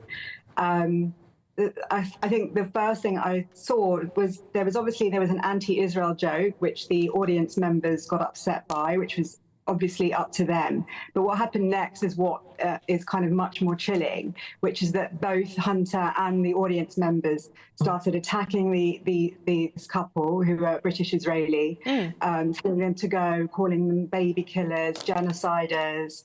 The lady tried to remonstrate and the catcalls and the booing continued, so that this couple, one of them, the man involved, he's in a wheelchair, and they struggled to get out. And the whole time, instead of continuing the comedy or moving things on, the comedian was at the heart of it, making jokes. And then after they'd left and Dominic Cavendish was still in there, so we know this, he then did a joke which was purely anti-Semitic about effing Jews, having a paywall on the Jewish Chronicles site. So it was just really upsetting, another example of how anti-Zionism is the gateway drug to anti-Semitism, really. And I think makes, kind of goes to feel how the Jewish community is feeling about how we're perceived by many of our countrymen. Like, are we still welcome in this country? Nicole, it's two things, really. It was interesting that no other audience members stood up and said, this is out of order, can we stop treating this couple in this appalling way, which I hope to think I would have done had I been there. And why is it still so acceptable, seemingly, to be anti-Semitic? I mean, it is racism, but it's the only form of racism that seems to be acceptable still. Well, that's it. In our country, we're obviously having very important discussions about racism after the far-right protests and all of the things that happened. But ironically enough, at the anti-racist demonstrations, we saw several examples of anti-Semitism from the so-called anti-racist. And that goes to show, exactly as you said, that anti-Semitism is the one acceptable form of racism. And one thing that I found really interesting about this particular story was the way that the BBC covered it, which was they didn't mention the actual anti-Semitic joke. They made out it was just about Israel. They didn't talk about what had happened to the audience. They didn't quote Cavendish or the couple who have talked out. And then they had their own person there saying, actually, it was really funny. And a Jewish person even said, I'm Jewish and I find your joke funny. And it was just pure gaslighting. Any other racism would be taken seriously, and somehow this is a joke and not taken seriously at all, and it's incredibly upsetting. Nicole, this couple who are both in their 50s, as you said, that the husband is disabled and had to be helped out of the theatre while the catcalling was going on from the rest of the audience. They have now said, I mean, they are British, as you say, but they live in Israel. They have said they actually feel safer now in Israel than they do in the United Kingdom. How does that make you feel? I actually know this couple, and I know that they left the UK partly because of anti-Semitism, and it's something that lots of people are talking about. Every Jewish group that I'm on, and since October 7, every Jewish person I know is on lots of WhatsApp groups, everyone tearing their hair out, because it's not the kind of obvious racism, perhaps, that we saw against Muslims, where people trying to trying to attack mosques. They're not trying to attack synagogues, although there is that too. But anti-Semitism is at a record level, but it's also this kind of low-level bullying that we see. So kids are being, told Hitler was right at school. There's attacks at universities. People I know had to leave their jobs because of anti-Semitism in the workplace. The Jewish community in this country feels very, very alone and unsupported. Nicole, I mean, just very quickly, we're running out of time, unfortunately. Do you feel safe personally now? Sometimes I feel safe. My children probably don't feel that safe, but I wonder, there is part of me, and I am an optimist, but I do wonder where this is going, how this is going to get worse. And obviously people, we do have the story of the Holocaust, and it's not something I want to kind of mention. I don't feel like there's going to be a Holocaust, but throughout our history, and before the Holocaust, my family are here because they were running away from pogroms. Our history is replete with people starting with words, finding reasons to hate Jews and attacking Jews and forcing us out of countries. So it is a discussion that everyone is having. Brilliant. Nicole Lampert, thank you very much for joining us this afternoon. Really appreciate your time. Thank you, Nicole. Now, let's see what my panel make of this. I'm still joined by political commentator Matthew Stadland and broadcaster Mike Parry, who got very, very fiery just now. Matthew, I'm coming to you first because you were actually working in Edinburgh yourself recently. You're working at the Edinburgh Fringe, weren't you? You've had similar experiences. Well, what I felt at the time was a chilling experience, and I hope my reading of it could sort of be explained away with an innocent explanation, and I'm not convinced. I was interviewing Miriam Margolyes, who most people watching will know. She's outrageous. She is very outrageous. She's very funny as well. She's also Jewish. Yeah. She is also very, very anti what Israel is doing in Gaza and also presumably in the West Bank. And she said, in a sort of serious moment of what was basically a very funny hour on stage at the Edinburgh Fringe last week, she said that she was no longer welcome in Golders Green because of her views on Israel. Now, she's Jewish, so she's kind of entitled to say that. Yes, of course. But then quite a substantial chunk of the audience, overall there were about 950 people in the theatre, but a substantial chunk, I'm not saying the majority, laughed. And I would guess that a lot of those people were not themselves Jewish. I can't prove it. And that really worried me, because they were basically, if they were non-Jewish, laughing at the idea that who on earth would want to go and spend time in one of the most recognisably Jewish parts of this country, in other words, Golders Green. So I thought to myself, I've got to say something. And no one likes a policeman on stage, do they? No, but I waited for the appropriate moment, and then I said, because we talked about Golders Green earlier, I should say I've been to Golders Green a lot, which I have, and I've had some great experiences there. And Miriam then said, yeah, me too, I've had great experiences there, and I miss the chopped liver and all the rest of it. But it was the reaction of the audience. So when I heard about this Reginald D. Hunter gag, so-called, and the audience reaction, it didn't surprise me, and it chilled me further. Now, the joke he made about Israel, that I've read about in the Telegraph, I wasn't there, seemed to me OK, within the scope of comedy. If he did tell the anti-Semitic joke that he is alleged to have told later on in the show, to me that is not acceptable. We no longer live in a society where you can make racist jokes. Of course, ideally, no one wants to police comedy, but there are lines, and we all, I think, most decent people know where they are. And just finally, David Baddiel, I've interviewed many times, he wrote a book literally called Jews Don't Count. And there is a feeling that anti-Semitism to some is a sort of acceptable form of racism, when of course it isn't. But I would also like to add, as a half-Jewish person myself, that Islamophobia is a massive problem in this country as well. Of course, no. And that it has almost become mainstream. So let's speak out against all of it. Yeah, absolutely. Unfortunately, Mike, we have completely run out of time. I just thought it was important for you to tell your story on that one, Matthew. Thank you very much. I'm Dawn Neeson, this is GB News, and there's loads more coming up on today's show. More than 100 years' worth of prison sentences have been handed out so far over the violent disorders we've seen earlier this month.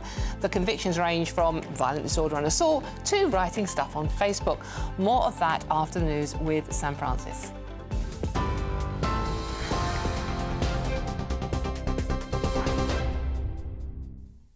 Dawn, thank you very much, and good afternoon to you. Just after 1:30, and well, we start this half hour with some breaking news. We're hearing from central London this afternoon.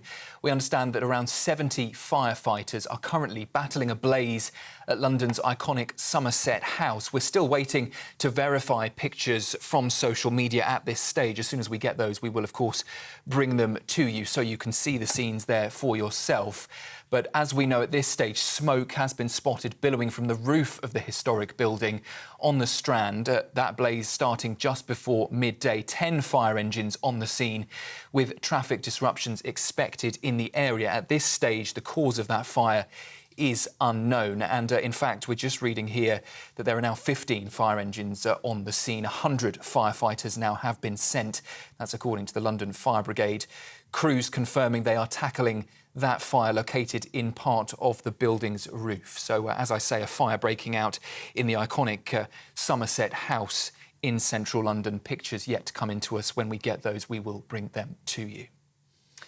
In Scotland, meanwhile, a member of the SNP has been kicked out of the party for comments about the Israel-Hamas war, described as utterly abhorrent. John Mason's been accused of flippantly dismissing the deaths of more than 40,000 Palestinians. Party officials will now meet to discuss a fixed time period of suspension.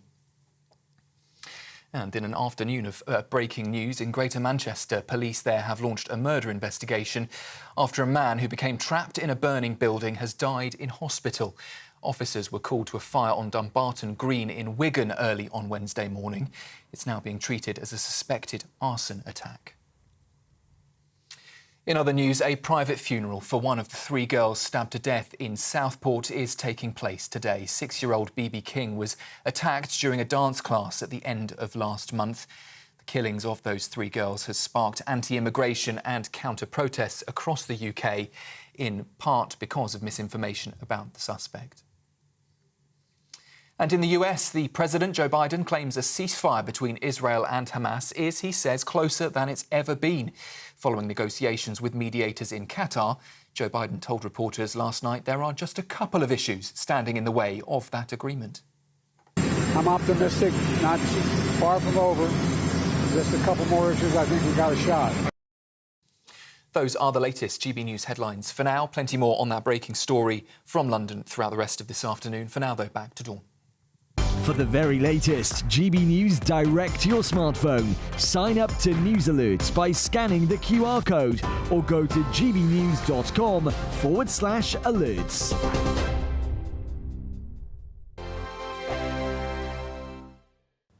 Hello, welcome to your latest GB News weather forecast. Generally for the day ahead, we're looking at plenty of sunny spells, fine weather, though it's still quite breezy with showers across Scotland in particular. The reason for this is low pressure sits to the north of the UK.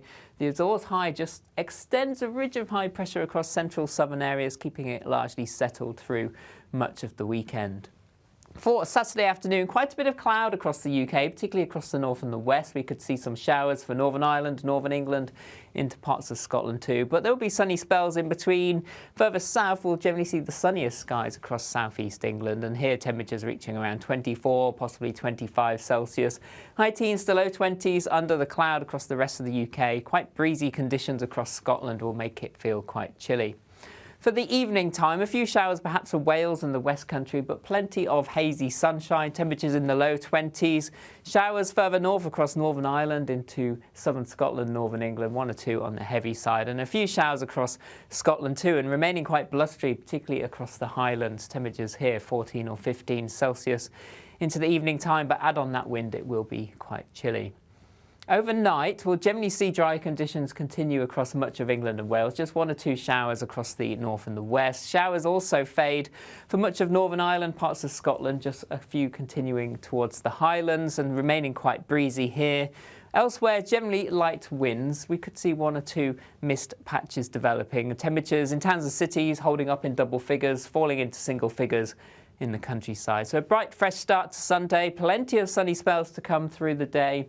A few showers are also possible by the afternoon across parts of Scotland, Northern Ireland, but most places staying dry and still remaining breezy across northwest Scotland too. Into the afternoon, plenty of sunshine that will lift temperatures again to around 25 Celsius. Hi there, I'm Michelle Dewberry and I'm going to take a second to tell you all about my show, Dubes & Co. We start off with the issues of the day. We then bring in both sides of the arguments. We get rid of the disrespect. And then you throw me into the mix. And trust me, I'll tell it exactly how it is. And then, of course, the magic ingredient, you at home. We mix it all together and what have we got, in my opinion, the best debate show in town. Monday to Friday, 6 till 7 on GB News, Britain's news channel. I'm Arlene Foster on GB News, Britain's news channel.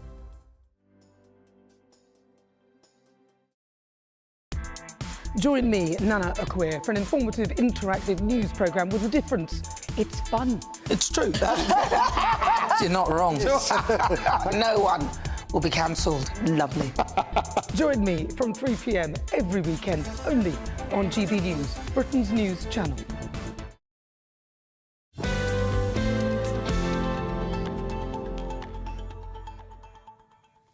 Welcome back to the weekend with me, Dawn Neeson.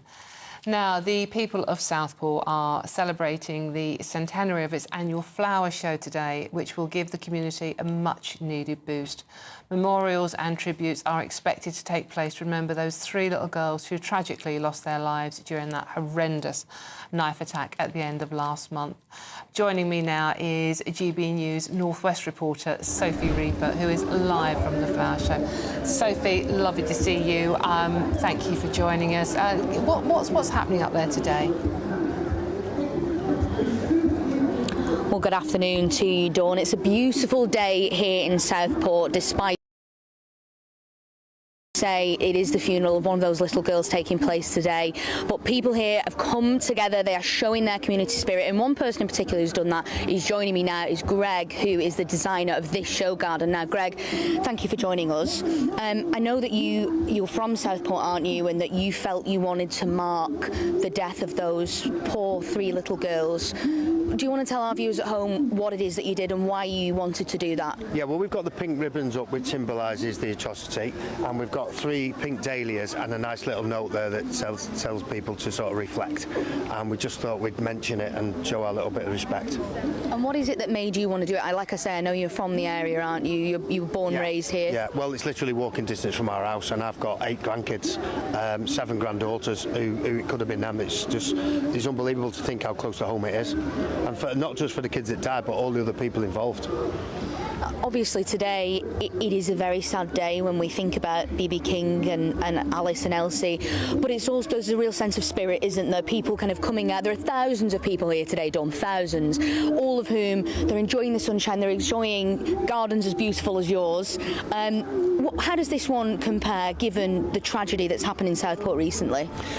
Well, we wasn't sure whether this many people had travelled to Southport, but there's a massive big presence here of there's police and everything's protected and everything's fine. But this show's been absolutely amazing, because after COVID it went down, and it's took a few years to build back up, and this is the best the show's been for quite a long time. Very good.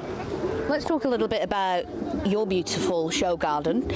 What is it that inspired you? What is it that got you into landscaping and gardening?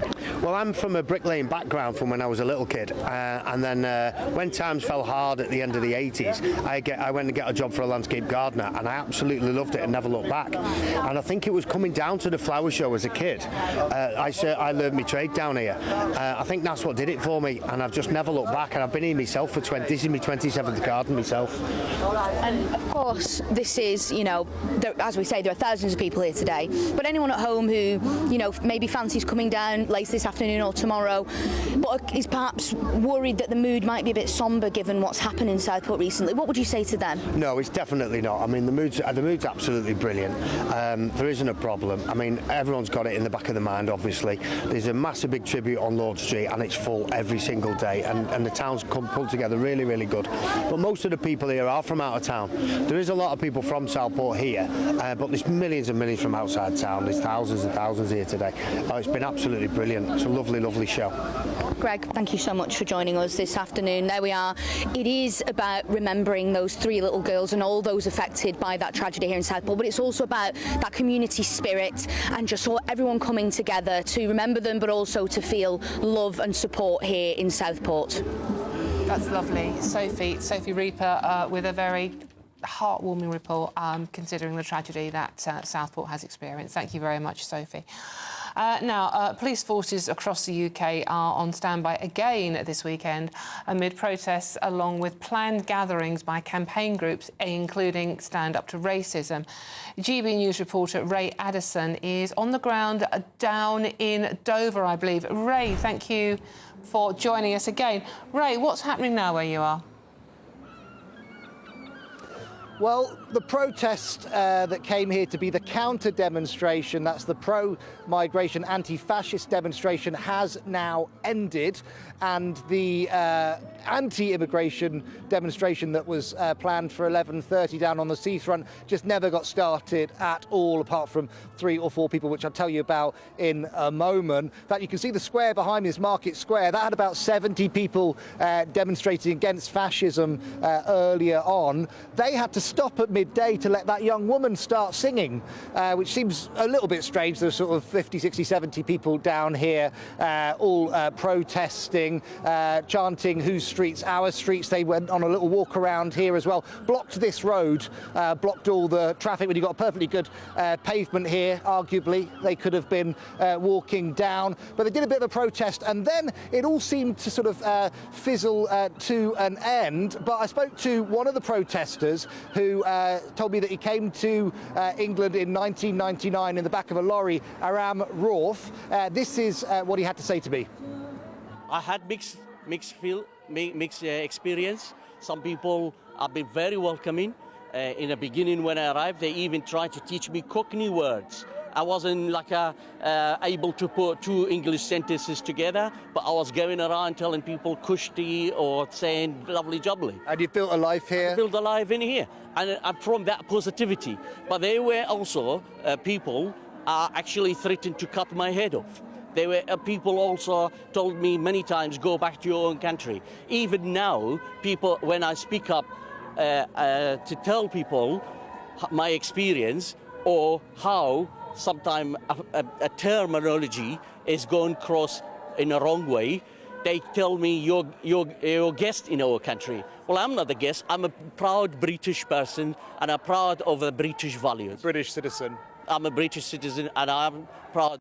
So he was stressing that he has been broadly welcomed since he arrived here in the United Kingdom, and he was agreeing that sometimes the use of terms like fascist, like Nazi, which some of the protesters were using today, can be quite divisive for those people who do have genuine concerns about illegal immigration, the effects of migration, and want to attend some of these events, but certainly would not consider themselves to be racist in any way, shape or form. So the event kind of ended, or started to end around 12, but a younger group of protesters were determined to go and kind of find some people to protest to. And so they headed down to the seafront. Eventually, they found a group of 5 or 6 people stood there with the Union flag and started crowding around them. The police had to intervene and block them from getting access to them. I spoke to those people who were there with the flags. This is what they had to say. Calling me a racist, and they're calling me a fascist and a Nazi. I'm just British. In my country, holding my Union Jack, looking out for my children and grandchildren, whom I've got 3 of. I love my country, and I want our future, our kids, to have something to, have something, When they grow up, I don't want them to inherit something that's, it'll be dangerous for them in the future. They'll have no facilities to use, they don't get a doctor's appointment. And, the grooming gangs are out of control as well. They're quite aggressive, and I've come across this on a few occasions. I've come down here just really so I can actually see what the reaction is. There must be 50 police here now protecting 4 of us. It's because they want to attack us, and yet we're the ones that are being called the aggressors. We're the ones that are being called the fascists and the racists, and we're anything but. Far right. I mean, what is far right today? You're either far left or you're far right. There's no middle ground anymore. Well, we've got all this lot here. None of them are waving the English flag. They obviously don't support England. They keep saying immigrants welcome. Where are they going to put them? Are they going to house them? I bet you ask every one of them, not one of them will take one in. So perhaps that sums it up from that gentleman there. You're either far left or you're far right. It seems that things are very split at the moment, but not much going on down here, Dawn. It all kind of fizzled out into nothing. Thank you very much, Ray. That's Ray Addison reporting from the protest marches for us down in Dover today. And the one question I'd just like to ask those protesting is, why are you waving a Palestinian flag? I don't understand that bit. In any case, I'm Dawn Neeson, this is GB News, and there's lots more coming up on today's show. Harry and Meghan's security use of bulletproof ballistic briefcases to protect the couple from potential shooters in Colombia. But the UK was too dangerous for them? Talking to a royal expert about that, all of that, and much more to come. This is GB News at Britain's News Channel. See you soon. Headliners. Tomorrow's papers tonight. Every night from 11 p.m. Bad news for Liberal mothers who want to score virtue points by transitioning their kids, Lewis. Tell us what it is. Is a California dad is granted full custody of 4-year-old son after boy's mom tried to raise the child non-binary. It's almost like cult-like behaviour. You've got the mother transitioning and then the transitioning the son as well. It's interesting that, it's almost like a religion. You get, if you're a Christian, your kids are probably going to be Christian. If you're, Hindu, your kids are probably going to be Hindu. And if you're transgender, your kids are probably going to be transgender. There's absolutely a causation there. We see plenty of times in videos. This is exactly it. And also we see the children of celebrities and people in particularly sort of liberal environments. It doesn't happen in some village in Indonesia or whatever. Anyway, so there's no such thing as a trans child. There's no such thing as non-binary. What there is are people with mental health issues and parents who want a virtual signal and also want to brainwash their children. This is an egregious example of that, where she was basically taking him to Disneyland, but he couldn't get on a ride unless he wore princess shoes. I mean, really evil, horrible stuff. You know, forced to wear a dress on his birthday. Just really nasty stuff. Now, here's the thing. You talk about the court going to him. No, that's not what happened. He took 800 pages of documentary evidence. He took 8 hours of police body camera footage showing this mental behaviour from the mother. And guess what? The courts ruled that the mum got him. They ruled against him. The only reason that he got custody of his child is because, thank God, a child protective services officer randomly got involved, looked into it themselves, and that's how he eventually got custody of the child. So the courts in America are utterly captured. GB News, the People's Channel. Welcome to State of the Nation, daily plunge into the stories shaping our country. I'm Jacob Rees-Mogg, and Monday to Thursday we bring you the insights, the facts, the truth about how our country is being governed. Because what happens in Downing Street matters down your street. Tune in to State of the Nation every Monday to Thursday, 8 to 9 o'clock. Only on GB News, the People's Channel, Britain's news channel.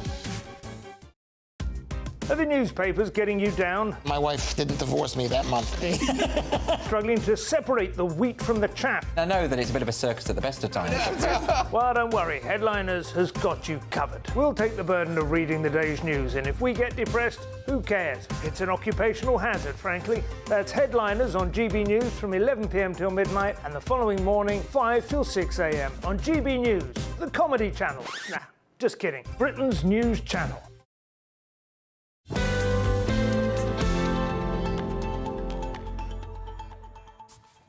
Hey, welcome back. It's the weekend, and I'm Dawn Neeson. I hope you're having a wonderful time out there and hope the weather's been good for you, by the way.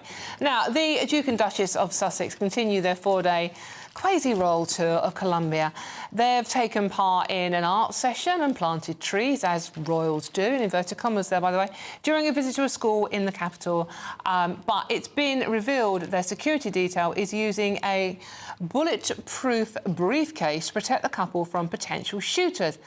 Doesn't sound overly safe, does it? Joining me now is former BBC royal correspondent Michael Cole. Michael, lovely to see you, looking very dapper as usual. Thank you for joining me. Now, this isn't a royal tour, obviously, because they've stepped away from their royal duties. What do we make of how this is being handled out in Colombia with Harry and Meghan?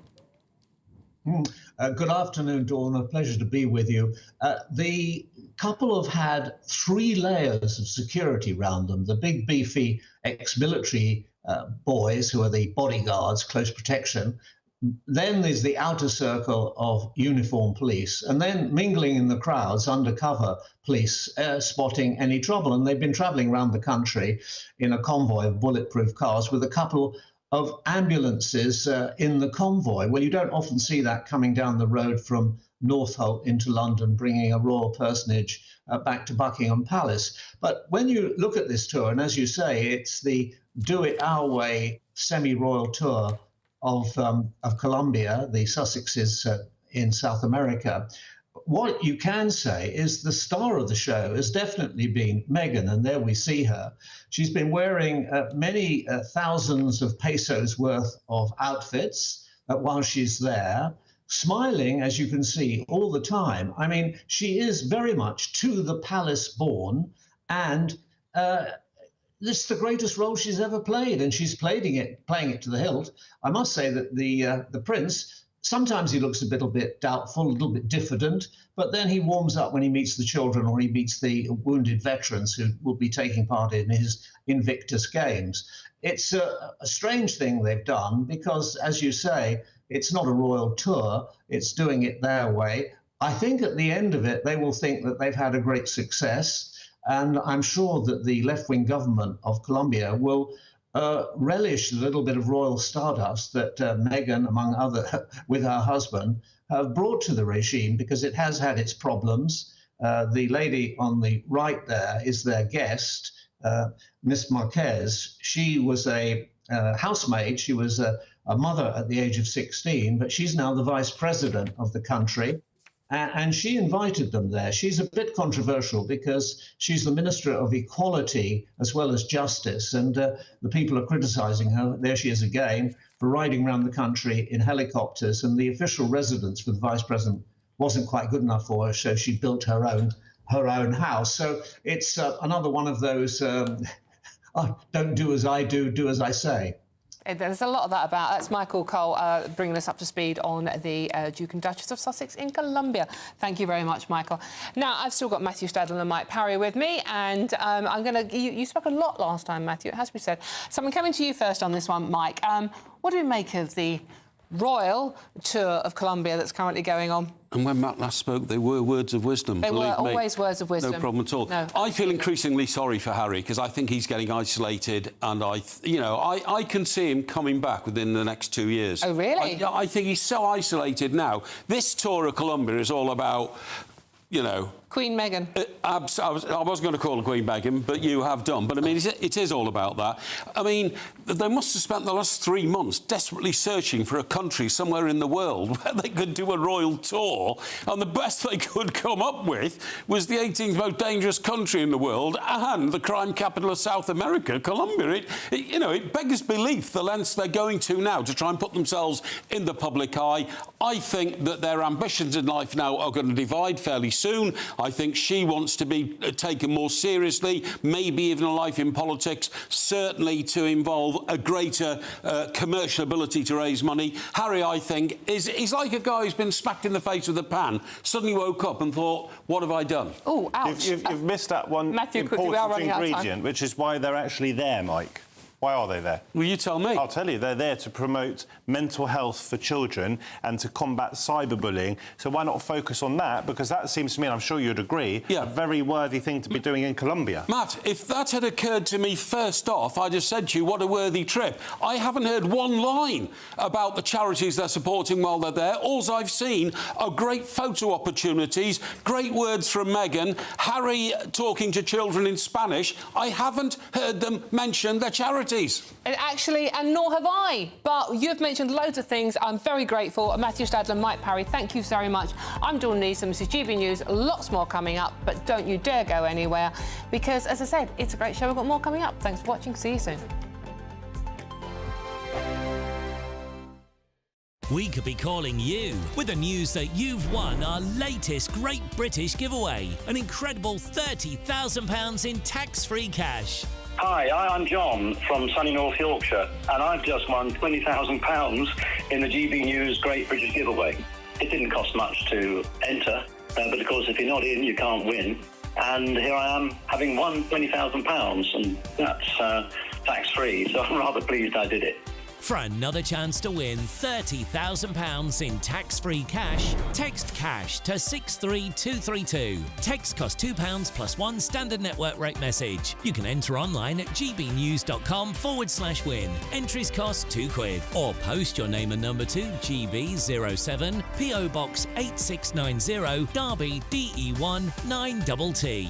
UK only. Entrance must be 18 or over. Lines close at 5 p.m. on the 30th of August. Please check the closing time if listening or watching on demand. Good luck. Join me, Camilla Tominey, for a frank and honest discussion with those in power that cuts through the spin and gets to the heart of the issues shaping our nation. You haven't confirmed that you want to stand as leader, but you haven't ruled it out either. This report basically says that he's not fit to stand trial. Is he indecisive? Incompetent? I deliver the dose of reality Westminster needs. That's the Camilla Tominey Show at 9:30 every Sunday on GB News, the People's Channel, Britain's news channel. Hi there, I'm Michelle Dewberry and I'm going to take a second to tell you all about my show, Dubes & Co. We start off with the issues of the day. We then bring in both sides of the argument. We get rid of the disrespect. And then you throw me into the mix. And trust me, I'll tell it exactly how it is. And then, of course, the magic ingredient, you at home. We mix it all together and what have we got, in my opinion, the best debate show in town. Monday to Friday, 6 till 7 on GB News, Britain's news channel. Are the newspapers getting you down? My wife didn't divorce me that month. Struggling to separate the wheat from the chaff? I know that it's a bit of a circus at the best of times. Well, don't worry, Headliners has got you covered. We'll take the burden of reading the day's news, and if we get depressed, who cares? It's an occupational hazard, frankly. That's Headliners on GB News from 11 p.m. till midnight, and the following morning, 5 till 6 a.m. on GB News, the comedy channel. Nah, just kidding. Britain's news channel. I'm Patrick Christie's. Every weeknight from 9, I bring you 2 hours of unmissable, explosive debate and headline-grabbing interviews. What impact has that had? We got death threats and the bomb threat and so on. As time passes, She could have saved Storm. you made my argument for me. My guests and I tackle the issues that really matter with a sharp take on every story. Went everywhere. Something practical could be done. Or I can become something different. Patrick Christie's tonight from 9 p.m. only on GB News, Britain's news channel.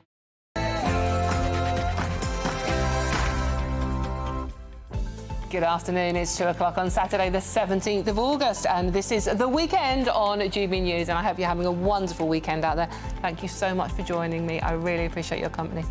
Now, packed show for you. So Keir Starmer is accused of being played by his union paymasters after making offers to both train drivers and junior doctors, but taking money away from pensioners. Has the Prime Minister caved in and is he prioritising unions over older people?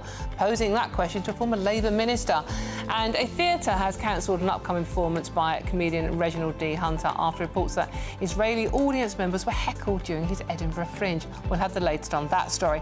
And as Harry and Meghan continue their so-called royal tour of Colombia, it's been revealed their security detail is using a bulletproof ballistic briefcase to protect the couple from potential shooters. Didn't need that in Windsor, did they? It doesn't sound safe. I'm Dawn Neeson, and this is The Weekend.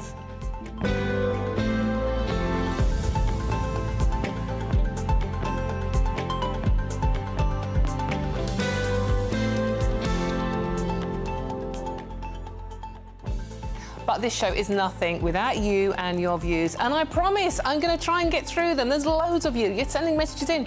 Keep them coming, though. And it's really simple to join the conversation. I promise I will read them out. You do it by visiting gbnews.com/your say and join what we're chatting about. Keeping me company this hour is author and broadcaster Jenny Trent Hughes. Lovely to see you. And former UKIP leader Henry Bolton. Lovely to see you too. Thank you for joining me. But before we get stuck into those stories, here's the news with Sam Francis for you.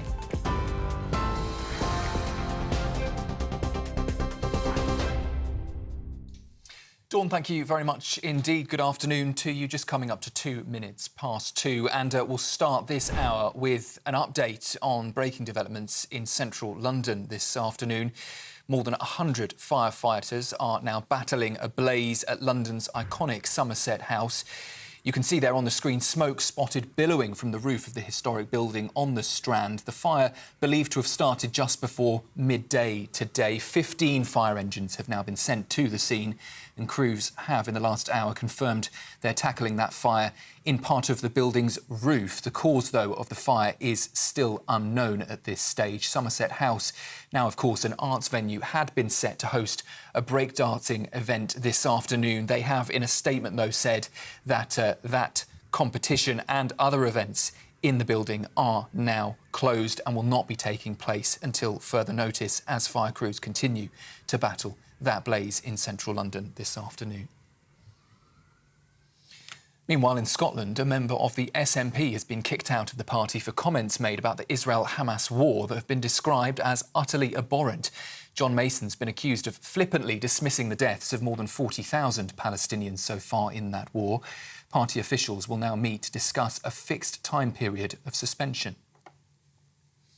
And in Greater Manchester, police there have launched a murder investigation today after a man who became trapped in a burning building has died in hospital. Officers were called to a fire on Dumbarton Green in Wigan earlier on Wednesday morning. It's being treated now as a suspected arson attack. It's been reported that former newsreader Hugh Edwards is now accused of sexually assaulting a 27-year-old man in a West End club after sending explicit text messages to him. It follows earlier revelations that the 62-year-old admitted receiving child sexual images and videos. The alleged victim of these latest claims says that Edwards, who continued despite being asked to stop, was brazenly aggressive and got off on the risk of getting caught. It's also alleged in the Daily Mail and the Sun newspaper today that the former star threatened to kill anyone who looked at the man whom Edwards described as his possession. In Ireland, a teenage boy has now been charged over a stabbing outside Renmar Barracks. Army chaplain Father Paul Murphy posted on social media to say that he was doing OK after receiving treatment for serious but non-life-threatening injuries. The child, whose age isn't known, is due in court today. Well, in other news, a private funeral for one of 3 young girls stabbed to death in Southport is taking place today. 6-year-old BB King was attacked during a dance class at the end of last month. The killings sparked anti-immigration and counter-protests across the UK, in part because of misinformation about the suspect of those attacks. The government's being warned it will have to increase funding to meet its pledge to end the so-called 8 a.m. scramble for GP appointments. The Doctors' Association claims at least £35 more per patient per year is needed to match the funding levels from a decade ago. During the election campaign, Labour had said it would make booking GP appointments easier. Taylor Swift passes, football tickets and £16,000 worth of clothes have all been declared in the Prime Minister's Register of Financial Interests. But it's emerged Sir Keir Starmer won't be writing a book as first thought. Meanwhile, Rishi Sunak's 5 helicopter journeys paid for by donors have been declared worth £47,000. And Nigel Farage has been revealed as the highest earning MP, with his income boosted from his role as a TV presenter. ASLEF's lead negotiator claims the situation with LNER is toxic as the firm's train drivers prepare to walk out. The union's accusing the operator of consistently blocking attempts to resolve the dispute over working agreements, which is separate, they say, from the ongoing pay negotiations. Drivers on the East Coast main line between London and Edinburgh are set to strike every weekend from the 1st of September to the 10th of November. In Gaza, it's been reported at least now 18 people have been killed in an Israeli airstrike. Israel say that they were attempting to hit a military base. Hours earlier, President Joe Biden had claimed he was optimistic of a ceasefire deal with Hamas, saying it was closer than it's ever been. Following those negotiations with mediators in Qatar, Joe Biden's told reporters there are just a couple of issues standing in the way of an agreement. I'm optimistic, not far from over. Just a couple more issues, I think we got a shot. And finally, anyone travelling to an African country affected by a new strain of Mpox is being urged to get vaccinated. Fresh advice has been issued by the European Centre for Disease Prevention and Control. After the virus emerged in Congo, more than 500 people have died so far on the African continent this year. Sweden has now recorded its first case, while Pakistan's also trying to establish whether people there have been affected. Those are the latest headlines for now. I'm Sam Francis, back with you for another update in just under half an hour. For the very latest GB News direct to your smartphone, sign up to News Alerts by scanning the QR code or go to gbnews.com/alerts.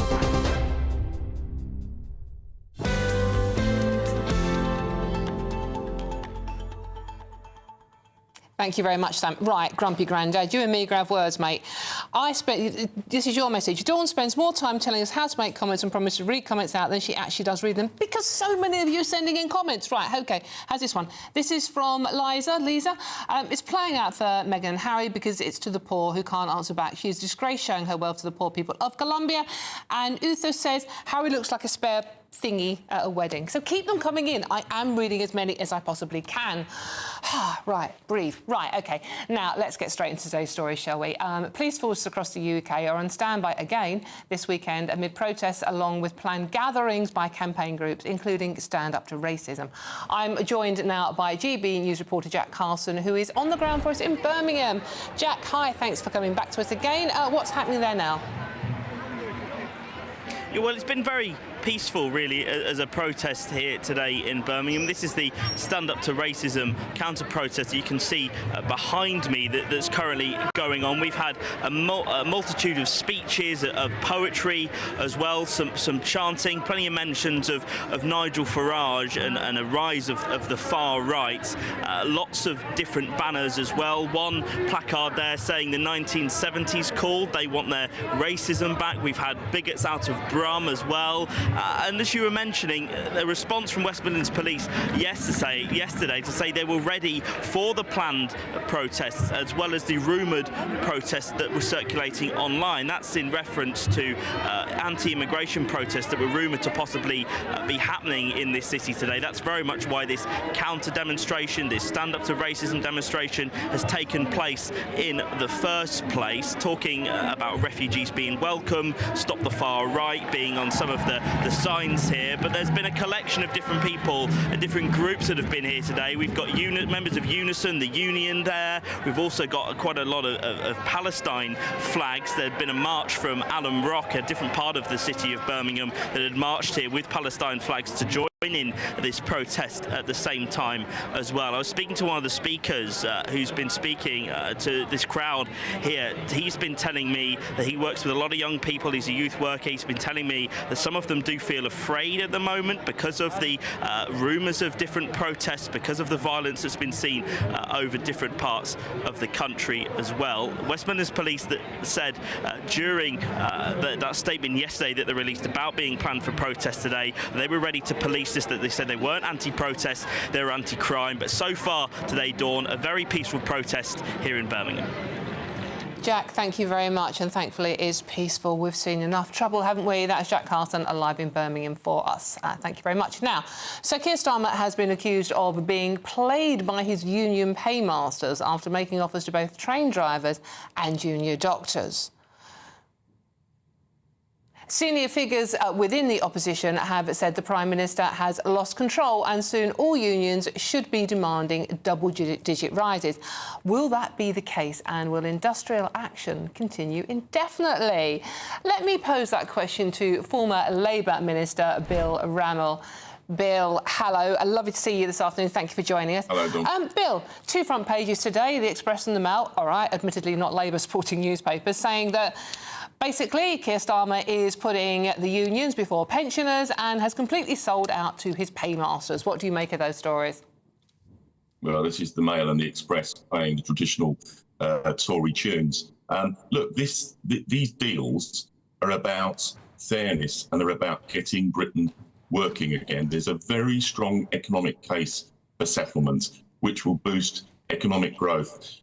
It's also the case that the Tories always depress wages in the public sector, which hits recruitment, hits retention, hits staff morale, which then hits the public services. And this is about rebalancing that.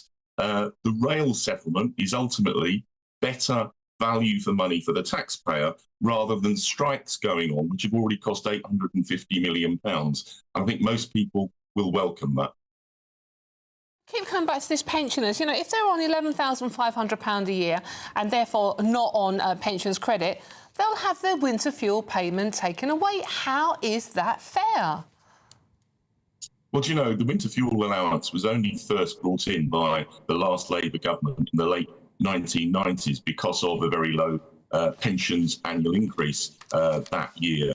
I'm amazed that it hasn't been means tested before now. There's always been a case for means testing. And the reality is that because of the triple lock on pensions, which has significantly boosted pensioner income, if people rely on the basic state pension, there are now less pensioners in poverty than amongst the working population. So I think that was a change that was overdue. Many pensioners support it who, you know, didn't feel that they needed the winter fuel allowance. But settling these strikes has been an absolute public and economic necessity. You know, take the junior doctors, for example. It cost £1.7 billion and 1 million operations had been cancelled as a result of those strikes. We had to step in. We had to resolve this for public benefit. And I think most people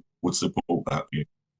But the problem, just very quickly, Bill, I appreciate your time. We are running out of time, unfortunately. But very quickly, yeah, OK, you've settled on the financial side of things, but there are still strikes going on. And now we have border force going on strike as well.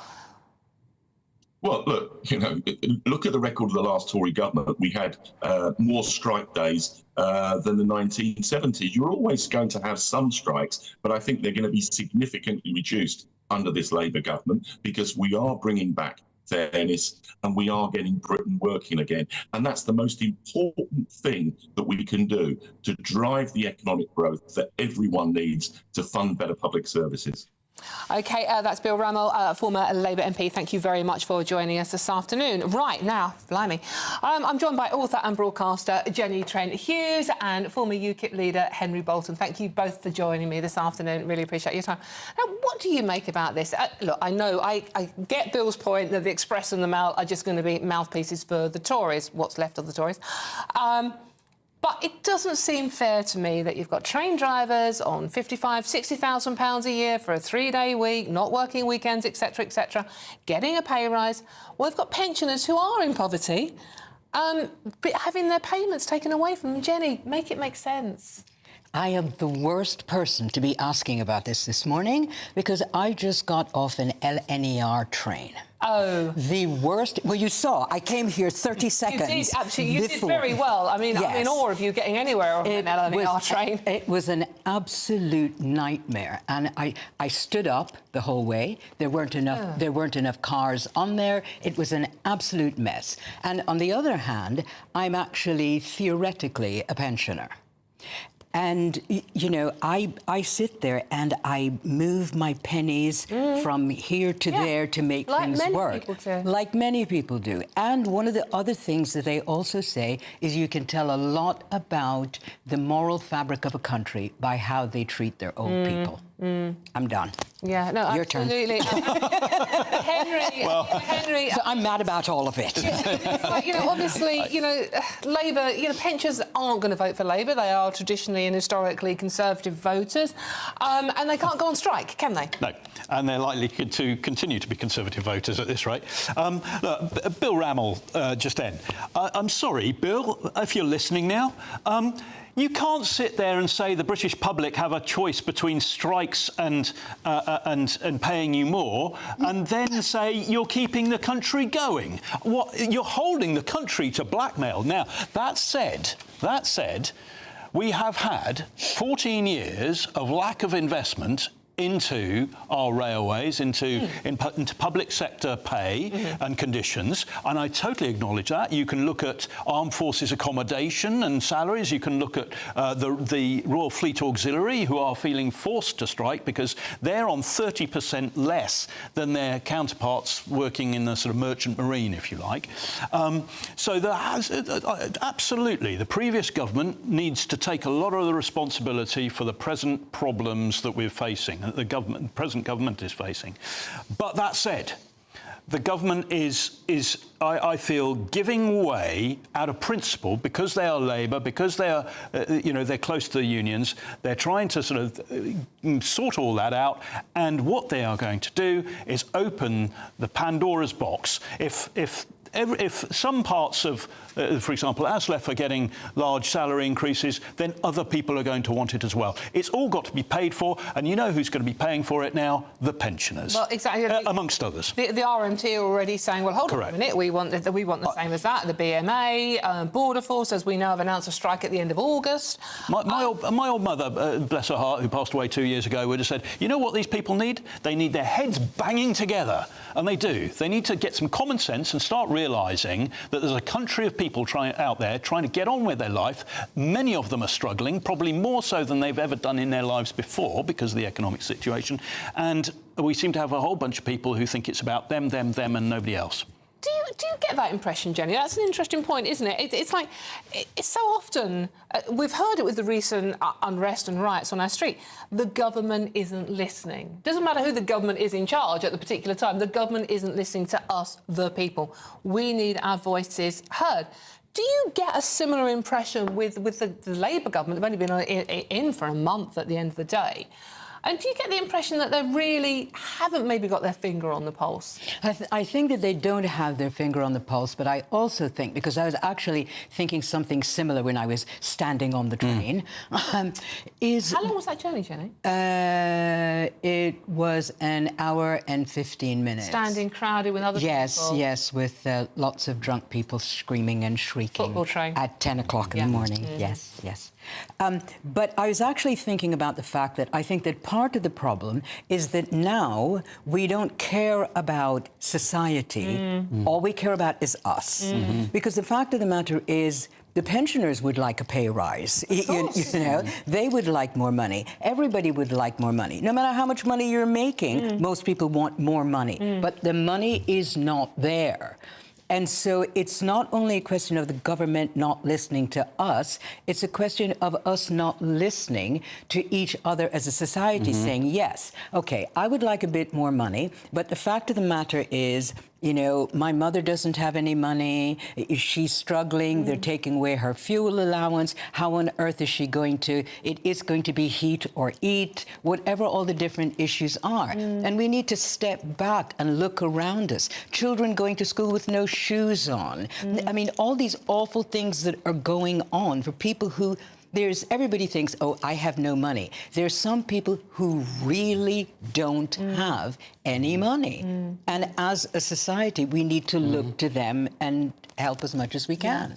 I mean, Henry, in theory, the first half of the year, Britain has the best performing G7 economy, expanding by 1.4%. So Rachel Reeves saying there's this £20 billion black hole that she has to get, mainly from pensioners, to pay for. What do you make of the sums that are going on? Well, you know, it's not so much where GDP... Because GDP is a difficult thing, because you've got GDP, which effectively the more people you have, in a sense, the more your GDP is going to grow. But GDP per capita, per person, the wealth of the country per person is actually going down. And so it's a difficult thing. But where I have a problem is with the leadership. What you were saying, Jenny, you're absolutely right. But to deal with that needs some altruistic leadership, leadership with vision, inspirational leadership that wants to unite the country and society. We seem to be constantly fragmenting it. But talking about leadership, that's my point here, is that what we saw was Labour coming into government, saying that there was a 20 million black hole, and by the way, we're going to spend 11 point something billion on this, and on helping other countries deal with climate change, and we're going to spend 9 billion on. That's your 20 billion. We're not stupid. That 20 billion hole that you were talking about, you've just created it. Now, I'm not a mathematical genius, but I can work that out. So if you hadn't done that, your 20 billion hole wouldn't exist.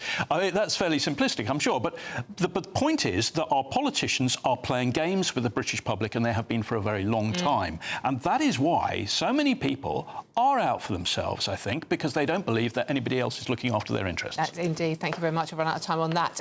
What do you think? I mean, are you a pensioner? Are you watching this, sort of worried about how you're going to get through the winter? Let us know. gbnews.com/your say. And for all the best analysis and opinion on that story and much more, please do go to our website, one of the best in the country, gbnews.com. Not biased, obviously.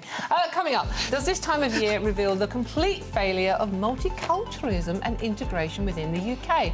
That's what my next guest has argued. More on that coming soon. You don't want to miss it. GB News Breakfast. Every day from 6 a.m. Football and gambling can go hand in hand and cause long-term problems. New figures show that young adults aged between 16 and 24 who have bet over the last year are more likely to report mental health issues compared to those in older age groups. And joining us now to discuss this is Matt Burgess, who is a former gambling addict and now helps those to deal with their own gambling issues. Yeah, look, I think gambling is one of those things that is so accessible now. You know, everyone's got a kind of mobile phone in their pocket, walk around with a kind of 24-hour casino, if you like. So I think it's really important that people realise that we have to sort of recognise that that is a month of quite condensed gambling, and we don't want people to sort of carry that on into their everyday life, because that's when it can become really risky and you know, it could become addictive. I had no idea, though, that it was linked to first-time gambling. For the first time, people might be able to pick up and have a go. And then it doesn't end there. It goes on, because by then you've got the bug. Is that how it works? You've got to remember, for things like the Euros, the World Cup, so you get a lot more people watching football and therefore potentially betting on football. May I ask you about how severe your own gambling addiction got? Well, look, I think there was a couple of touch points for me where I realised that things were getting out of hand. There were some times at university where, you know, I kind of thought, you know, I'm definitely doing this a bit too much, but, you know, kind of thought maybe it would move on once I left, but it didn't. It did follow me. And then, you know, I got to points where I was at my worst gambling 16, 17 hours a day. I was spending huge amounts of money. It can spiral out of control very, very quickly, and that was the important thing that we want to highlight is, you know, what can start as fun can become very, very dangerous in a sense. GB News, the People's Channel.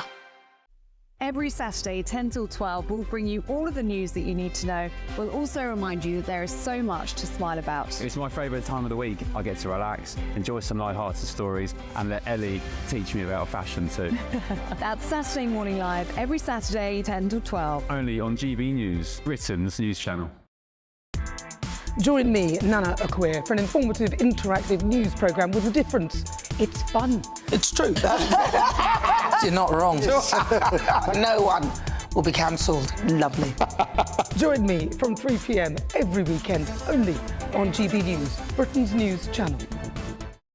If you want your news to be straight talking, this is a nightmare for the Conservatives again. Down to earth. It's not just Nottingham where this is happening, is it? And most importantly, honest. Hard-working, middle-class taxpayers, they'll get their book thrown at them. Then catch me, Martin Daubney, Monday to Friday, 3 till 6 p.m. on GB News, Britain's news channel.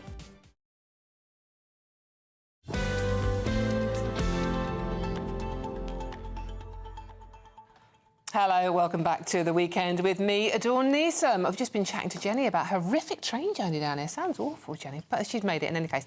But we move on. Now, is multiculturalism really our biggest strength?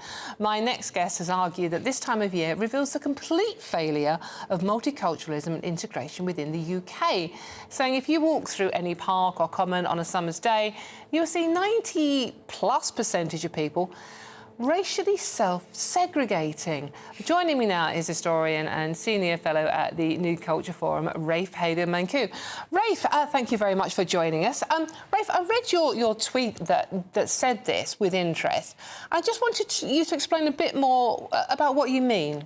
Yes, well, look, barely a day goes past now when you don't hear from, you know, a minister or a mayor or a police commissioner that diversity is our greatest strength, that Britain is a great multicultural success story. And it's become really the established narrative amongst our political and our media class, and woe betide you if you question that.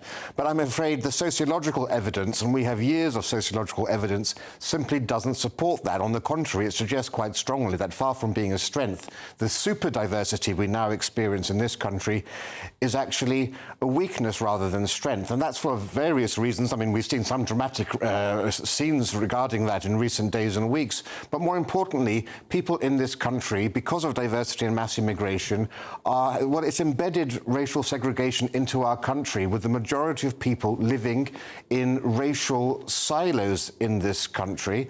And, you know, this is, as a result of all of that, you know, our United Kingdom is fast becoming a United Nations. And it's not just a British phenomenon. In America, 91% of white people and up to 80% of black people do not have interracial circles of friends. And, you know, the great way to test this is during the summer months. As you said, I'm with the New Culture Forum. I specialise in immigration and integration, multiculturalism and diversity. And, you know, I travel around the country, and so I'm always paying keen attention to the levels of diversity in towns and cities and the ways in which people are interacting. And if you just go out, anyone can go out today to the park in the centre of their town, and they will see around 85 to 90% of the people in parks and commons and at festivals are actually self-segregating. You'll have whites, you'll have blacks, you'll have Chinese, you'll have Indians, and you'll have Pakistanis and Bangladeshis. And it's a global phenomenon, and it's actually part of human nature. We need to be alert to what's happening here, because we're actually fragmenting our society and weakening the bonds that unite neighbourhoods and communities together. So social cohesion is being damaged by the natural reality of people wanting to cleave to one another. Rafe, it's interesting because at the same time as I read your tweet, I was watching a clip from the BBC about a 17-year-old girl who grew up in the same area as I did in East London. And she made an interesting point. She goes, I look round about my friendship group, and she happens to be black, and she goes, we didn't have any white friends. So she started investigating about why her group of 17-year-olds, why they didn't have any white friends. And she really couldn't find an answer to it, and she was confused herself. But is it the fact that we're tribal creatures, or will this change in the future? Well, it is human nature. And, for example, I know several people in Dubai who've been there for 20 years. Their entire social circle is English. We know, of course, there are English enclaves in Spain where they don't know anybody else who's not English, don't make any effort to speak the language. It is part of human nature. But the great sad reality is that in the 1990s and the 2000s, Britain was actually moving towards a status of being colourblind and of having racial integration, because we only had immigration of 50,000 per year compared to 700,000 now. And when you have such vast quantities of people coming over here who automatically segregate in their own communities, have their own shops, have their own, watch their own satellite TV stations, in their schools now, up to 90% or more of the pupils will be from one ethnic minority or another, becoming the ethnic majority in those towns. In fact, in parts of the north of England, polls have shown that some children have thought Britain was a majority Asian country because that's all that they see around there. So because of that, it's not surprising that people aren't integrating as much. And also now, because of the aggressive way in which diversity has been pushed, DEI, unconscious bias training, we know that that's backfired. It's made people more tense, more awkward, more sensitive about race. They see race where once they didn't do that. And so we know, for example, that even when people do have friends of a different race, they'll be less likely to discuss politically sensitive issues. So it's quite easier, actually, to self-segregate. Now, of course, there are exceptions. I understand full well that many people do have, ethnic minority friends or white friends if they are an ethnic minority. But in terms of your genuine friends, the people that you go on holiday with, the people you spend your weekends with, the people you could phone in the middle of the night if you have an issue or you're worried, or you can borrow money from, those are primarily from your own racial background. Very interesting point, sir. Rafe, thank you very much. That's our Senior Fellow at the New Culture Forum, Rafe Helder-Menku. Thank you very much for joining us on that. We will be seeing what my panel, Jenny Trent-Hughes and Henry Bolton, make of that. And that's coming straight up after your headlines with St Francis.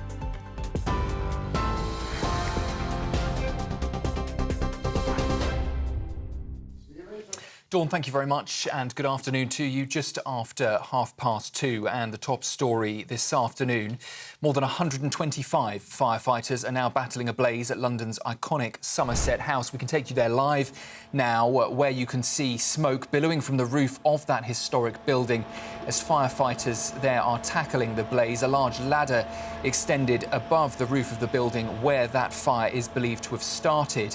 It's situated, of course, on the Strand, and the fire began just before midday. We also now know that 20 fire engines have been sent to the scene. Crews confirming that they are tackling a fire located in part of the building's roof, though the cause, they say, of the fire is unknown.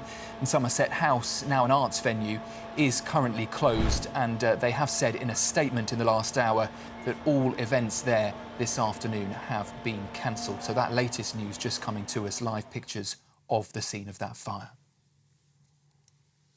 In Scotland, a member of the SNP has been kicked out of the party for comments about the Israel-Hamas war described as utterly abhorrent. John Manson's been accused of flippantly dismissing the deaths of more than 40,000 Palestinians. Party officials in the SNP will now meet to discuss a fixed time period of suspension. In Manchester, police have launched a murder investigation after a man who became trapped in a burning building died in hospital. Officers were called to a fire on Dumbarton Green in Wigan early last week. It's being treated as a suspected arson attack. In Ireland, a teenage boy's now been charged over a stabbing outside Renmore Barracks. Army chaplain Father Paul Murphy posted on social media to say he was now doing OK after receiving treatment for serious but non-life-threatening injuries. The child, whose age isn't known, is due in court today. It's reported the former newsreader Hugh Edwards is now accused of sexually assaulting a 27-year-old man in a West End club. The alleged victim claims that Edwards, who continued despite being asked to stop, was, he said, brazenly aggressive and got off on the risk of getting caught. It's also alleged in the Daily Mail and the Sun newspaper today that the former BBC star threatened to kill anyone who looked at the man, whom Edwards described as his possession. President Biden admits he's optimistic that a ceasefire deal between Hamas and Israel could be in sight, even though tensions are still high in the Middle East, with an airstrike today hitting Lebanon, killing at least 10 people. Israel claims it was targeting a Hezbollah weapons centre.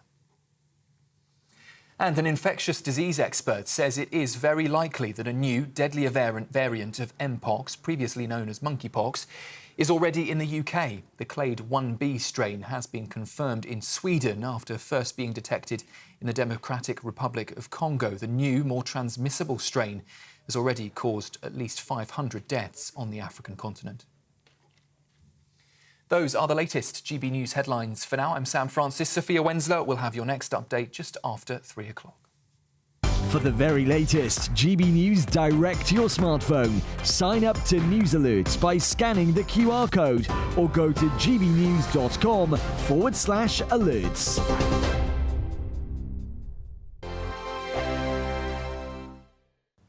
Hello, welcome to your latest GB News weather forecast. Generally for the day ahead, we're looking at plenty of sunny spells, fine weather, though it's still quite breezy with showers across Scotland in particular. The reason for this is low pressure sits to the north of the UK. The Azores high just extends a ridge of high pressure across central southern areas, keeping it largely settled through much of the weekend. For Saturday afternoon, quite a bit of cloud across the UK, particularly across the north and the west. We could see some showers for Northern Ireland, Northern England, into parts of Scotland too. But there will be sunny spells in between. Further south, we'll generally see the sunniest skies across southeast England. And here, temperatures reaching around 24, possibly 25 Celsius. High teens to low 20s under the cloud across the rest of the UK. Quite breezy conditions across Scotland will make it feel quite chilly. For the evening time, a few showers perhaps for Wales and the West Country, but plenty of hazy sunshine, temperatures in the low 20s. Showers further north across Northern Ireland into southern Scotland, Northern England, 1 or 2 on the heavy side, and a few showers across Scotland too, and remaining quite blustery, particularly across the Highlands. Temperatures here 14 or 15 Celsius into the evening time, but add on that wind, it will be quite chilly.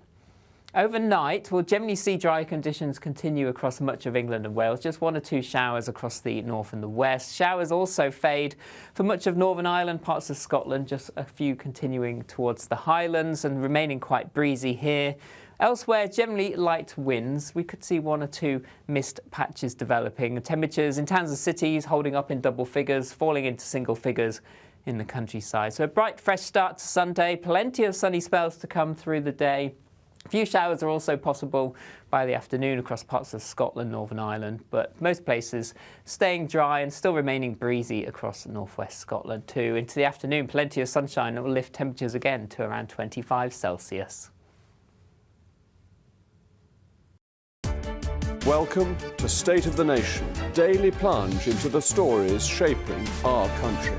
I'm Jacob Rees-Mogg, and Monday to Thursday we bring you the insights, the facts, the truth about how our country is being governed. Because what happens in Downing Street matters down your street. Tune in to State of the Nation every Monday to Thursday, 8 to 9 o'clock. Only on GB News, the People's Channel, Britain's news channel. Join me, Camilla Tominey, for a frank and honest discussion with those in power that cuts through the spin and gets to the heart of the issues shaping our nation. You haven't confirmed that you want to stand as leader, but you haven't ruled it out either. This report basically says that he's not fit to stand trial. Is he indecisive? Incompetent? I deliver the dose of reality Westminster needs. That's the Camilla Tominey Show at 9:30 every Sunday on GB News, the People's Channel, Britain's news channel.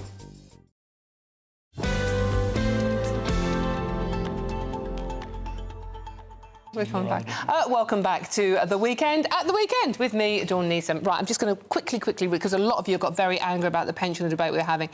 Medusa, love that name, says, handouts to everybody except the pensioners who are being penalised by this government. We who have worked hard all our lives and paid well over the odds for our pensions and are being fleeced and the money given to everybody else. And just saying, by the way, another interesting name, Jenny is right. My pensionable neighbour is really struggling. She's an elderly lady of 96. And she can't, basically, you go on, I'm sorry, I'm running out of time, but she's saying pensioners are struggling. Why aren't Labour helping us out? Why are they taking money away from us? Lots of you are getting in touch about that one. Do keep them coming. Now, before the break, we were hearing from historian Rafe Hedel-Menku, who argued that multiculturalism and integration within the UK had been a complete failure. Let me welcome back my panel, the very lovely Jenny Trent-Hughes and the equally lovely Henry Bolton. We were chatting about this during the break, and Jenny was brilliant. Henry was explaining his point of view to me, and I looked at Jenny and she just went, yes. Don't just go, yes. Now, Jenny, what did you make of what Rafe had to say earlier on? I didn't agree with... There might have been two words in there that I agreed with. OK. But in general, Hello I don't... and yeah, okay. And he's a lovely man, because I've met him up here before. Lovely, yeah. I don't agree with him at all. My personal experience and my personal story covers a lot of the bases. I grew up in Jamaica. Yeah. I lived in America for a while. I lived here 32 years. When people start talking about and trying to compare the multiculturalism between America and here, we are so far ahead here, it is not even any kind of funny. We are way ahead in this country of America. It is not... Yes, there are pockets, and a lot of the pockets are actually by the people. So in other words, that black girl that you're talking about, she might not have any white friends. You put them together and they'll actually be fine. Tell you a story. When I first met you here, you walked in... No, so we sat down, we did a show, and I thought, she's really fabulous. And then I leaned back and I looked at your shoes and I went, oh, my goodness. I cannot like somebody who wears stilettos. Now, every time you see Dawn, she has some kind of shoes that I'm just amazed. I don't know how she gets them on. I don't know how she walks in them. We all have things. I do not have any friends who have lip fillers. I tend to avoid women who wear stilettos. I was married to somebody from Northern Ireland, and when my husband brought me home, we married after knowing each other 3 weeks, and when my husband brought me home, my father-in-law opened the door, and he just went like that, and I thought, what's going on here? My husband hadn't told them that I was of the darker persuasion. We walk in, and my father-in-law, God rest his loving soul, he looked over and he said, you are Catholic, aren't you? OK? I love that. I love that story. You know, and so if we keep looking around for things to hang on to, it's like Henry was saying, we are creating the divisions. And there are always going to be things that you don't like about people. But I think that in this country, we are way ahead of a lot of other countries. Brilliant. And I think that we should champion that. Brilliant, Jenny. You are wonderful. Thank you. I do have trainers in my bag as well, by the way. That's even worse. I just shut up, shall I? Thank you, Jenny. Henry. Yeah, I mean, I think one of the things Rafe was talking about was the parks, I think, and people The groups in parks. of people in the summer in One the of park, the things interesting, I mean, there's a beach park that, you know, then people have barbecues every weekend in the good weather near where I live. And what you see is families. And groups of families, because they're sort of related, who, unlike the sort of Anglo-Saxon Brit who's off doing his own thing, they stick together as families. The family of, you know, 2, 3, 4 generations sometimes, they'll go out together and have a barbecue, and they'll be with, you know, their cousin's family and so on. And so, actually, you get the impression of self-segregation, but it's not. It's a family event. And the Gurkhas do it as well, because we've got a large Gurkha community. But I do think, as I was saying earlier, I do think that we place so much emphasis on getting it right, the DEI bit, and we're highlighting the differences between us rather than what unites us. And I think we see that in what I think is a fragmenting of society. Now, I'm not saying if you go back 20, 30 years ago, there wasn't a distinct a nasty racism going on. There was a great deal of prejudice, and I've always said it needs to be, wherever it's found, it needs to be rooted out and the people responsible dealt with, because it's totally unacceptable. But I think now we've sort of almost gone too far. We're creating those barriers where people are wary. How do I address this person? Are they coloured? Are they black? Do I need to address them as anything in particular anyway? I don't know. Are they something different? There's a whole lot of nervousness around that, which is creating, in a very benign, sort of gentle people, I mean, are having that problem. At the other end of the scale, we've seen what is perceived to be, and it's a big subject, and as a former police officer I'd have a lot to say about it, but we're seeing an increase in the perception of two-tier policing, different approaches to policing. And then when you put those two things together, you're actually exacerbating differences and schisms between different communities rather than bringing them together and healing them. Now, there's a whole thing about the rate of immigration and how it's managed and how we do immigration. We don't do integration at all well in this country, I think, as a country. Other countries do it a lot better. But there's a whole pack there. But I think we've got to be really wary about building barriers, creating barriers through highlighting differences rather than highlighting unity. Jenny, do you think that is something that is happening? The more we're told about how to treat people differently because they are different, the more wary we get and the more we segregate ourselves. Well, the advantage that I have is of having lived in America for so long. And I will tell you that if we start that nonsense here, we are going to end up where they are and going backwards. Celebrate what we have in common and ignore your shoes. I do love Jenny, and I love her even more as well, even though she doesn't love my shoe. Thank you so much, the wonderful Jenny Trent-Hughes and Henry Bolton, for joining me this afternoon. Thank you very much indeed. Now, there is plenty more coming up on today's show. But before that, we have the lovely Nana Akua in the studio and telling us what's coming on her show at 3 o'clock. Nana. Yes, thank you, Dawn. Very interesting conversation, by the way. We're going to talk about whether you think that there is a two-tier approach to policing protests. We'd love to hear your thoughts on that. We'll be discussing that. We will also be following Jack Carson going live to the march that he is at. And then knife crime. Now, there's a lot of it, people being killed by knives on our streets every single day, it seems. But the answer appears. The police are suggesting that people hand back the knives. So if it's a zombie knife or one of those awful, another machete or anything like that, they have an amnesty, and the last date for that amnesty is the 24th of September. And what they'll do is they'll give you the market value for your knife. Seriously. I mean, what are you doing with that knife anyway? Apparently that's quite common to give compensation when things become banned, but I'd say that if you happen to have a zombie knife or a machete, there's no real reason for it, so we're going to be asking, is that actually the right approach? Also, we couldn't let Harry go. He's on his royal faux tour of Colombia, and so we're looking at royal protection and whether you actually believe that he does deserve the higher version, which is the RAVIC, which is the protection that the others have. And then finally, Keir Starmer. Is he in hock with the unions? Has he been taken for a ride? Because who's next? I think it's Border Force, isn't it? So that's all coming up. Brilliant. That sounds a real crack of a show. You certainly don't want to miss it. That's Nana Queer coming up at 3 o'clock today. Now, we're running out of time on this show, but we do have time for Saturday Showbiz. Da-da-da. I know it's not very good, is it? We'll be talking about the devastating news... Devastating, that Molly May and Tommy Fury have split up. Oh, no. More on that. Stop sniggering, Jenny, in the corner. More on that coming up very shortly. Don't go too far. See you soon.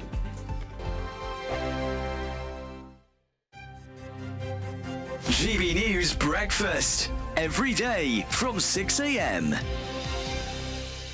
Now, we've got a story and a half to tell you and bring you now. Our very own GB News political correspondent, who we love very much, Catherine Foster, joins us in the studio, and she's smiling, but she wasn't smiling for the past few days. 2 of her sons, Matthew and Andrew, were reported missing in Bali. I got a text from a friend saying, can you give us a call, a bit worried about them.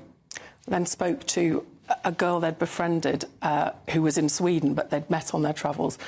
And she told me that they'd gone up the mountain. By the time I found out, they'd been missing for 30 hours. They'd gone up the mountain on the Tuesday night, British time. This was the Thursday morning, without a guide. And they'd told her it was really hard. And she told them to turn back, but they hadn't. And they'd sent screenshots from this app with this trail that they were following on the app, screenshots of the app in case there was a problem, and a Snapchat of a Matthew avatar at the top. And she said, I know they made it to the top because I could see that his phone had nearly died. But the trail had actually closed many years ago. So the app, we'll need to make sure that that gets taken off the app. But, you know, technology saved them in the end because it was the screenshots and it was the messages that they'd sent, but they should never have been without a guide. But what were you doing during those 30 hours that Mum couldn't, when the phone died and Mum couldn't get in touch? Where were you? What were you up to? Well, we were trying to figure out the best course of action, because it started to pour with rain. The amount of rain created a river, like a stream. Yeah. We were like, oh, yeah, let's follow the stream downhill, and then the sun set, and we just had to like sleep in the bushes in the jungle. GB News, the People's Channel. Are the newspapers getting you down? My wife didn't divorce me that month. Struggling to separate the wheat from the chaff? I know that it's a bit of a circus at the best of times. Well, don't worry, Headliners has got you covered. We'll take the burden of reading the day's news, and if we get depressed, who cares? It's an occupational hazard, frankly. That's Headliners on GB News from 11 p.m. till midnight, and the following morning, 5 till 6 a.m. on GB News, the comedy channel. Nah, just kidding. Britain's news channel. Hi there, I'm Michelle Dewberry, and I'm going to take a second to tell you all about my show, Dubes & Co. We start off with the issues of the day. We then bring in both sides of the argument. We get rid of the disrespect, and then you throw me into the mix. And trust me, I'll tell it exactly how it is. And then, of course, the magic ingredient, you at home. We mix it all together, and what have we got? In my opinion, the best debate show in town. Monday to Friday, 6 till 7 on GB News, Britain's news channel.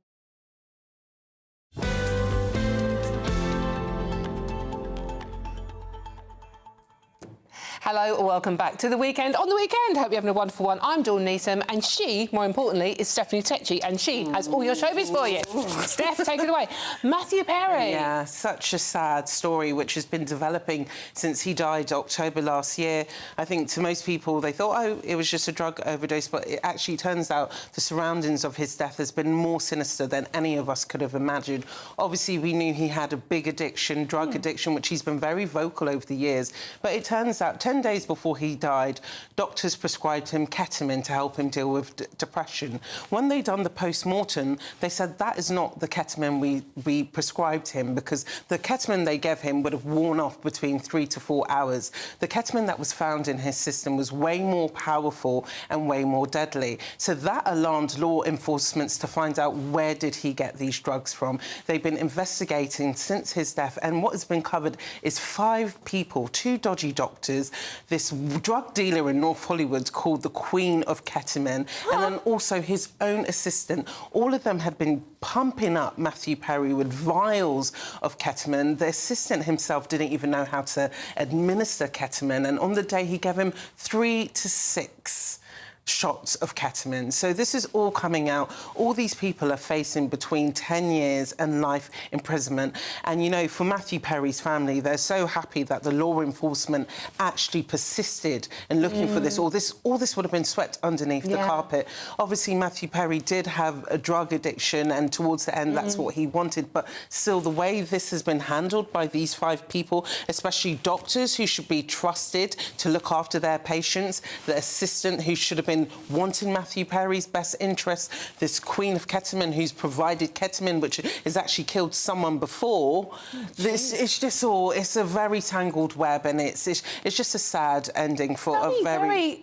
remind me of Michael Jackson, what happened to him? It does. Whitney Houston, there's been many celebrities over the years, as you know, that have died from addictions, but when you really look into it, you find that most of these celebrities are surrounded by enablers. Obviously, they want to keep these celebrities happy, but when you get these tragic stories like Matthew Perry and Michael Jackson, the law must step in because something has gone wrong here. Sad and lonely world, isn't it? We're all so envious of these A-listers and their money, but it's not... They're lonely behind closed doors. It's just horrible, isn't it?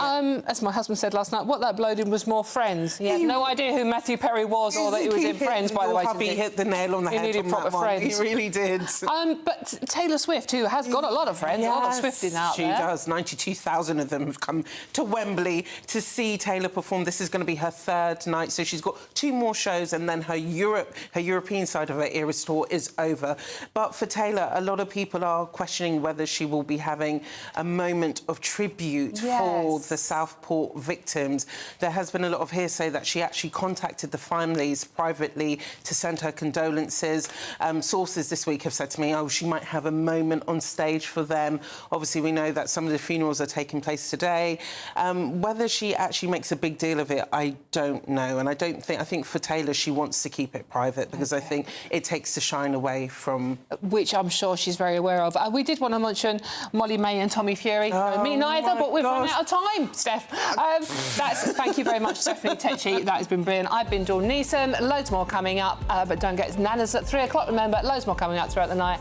But first, I think it's time for the weather. So here it is. Thanks for watching. See you soon.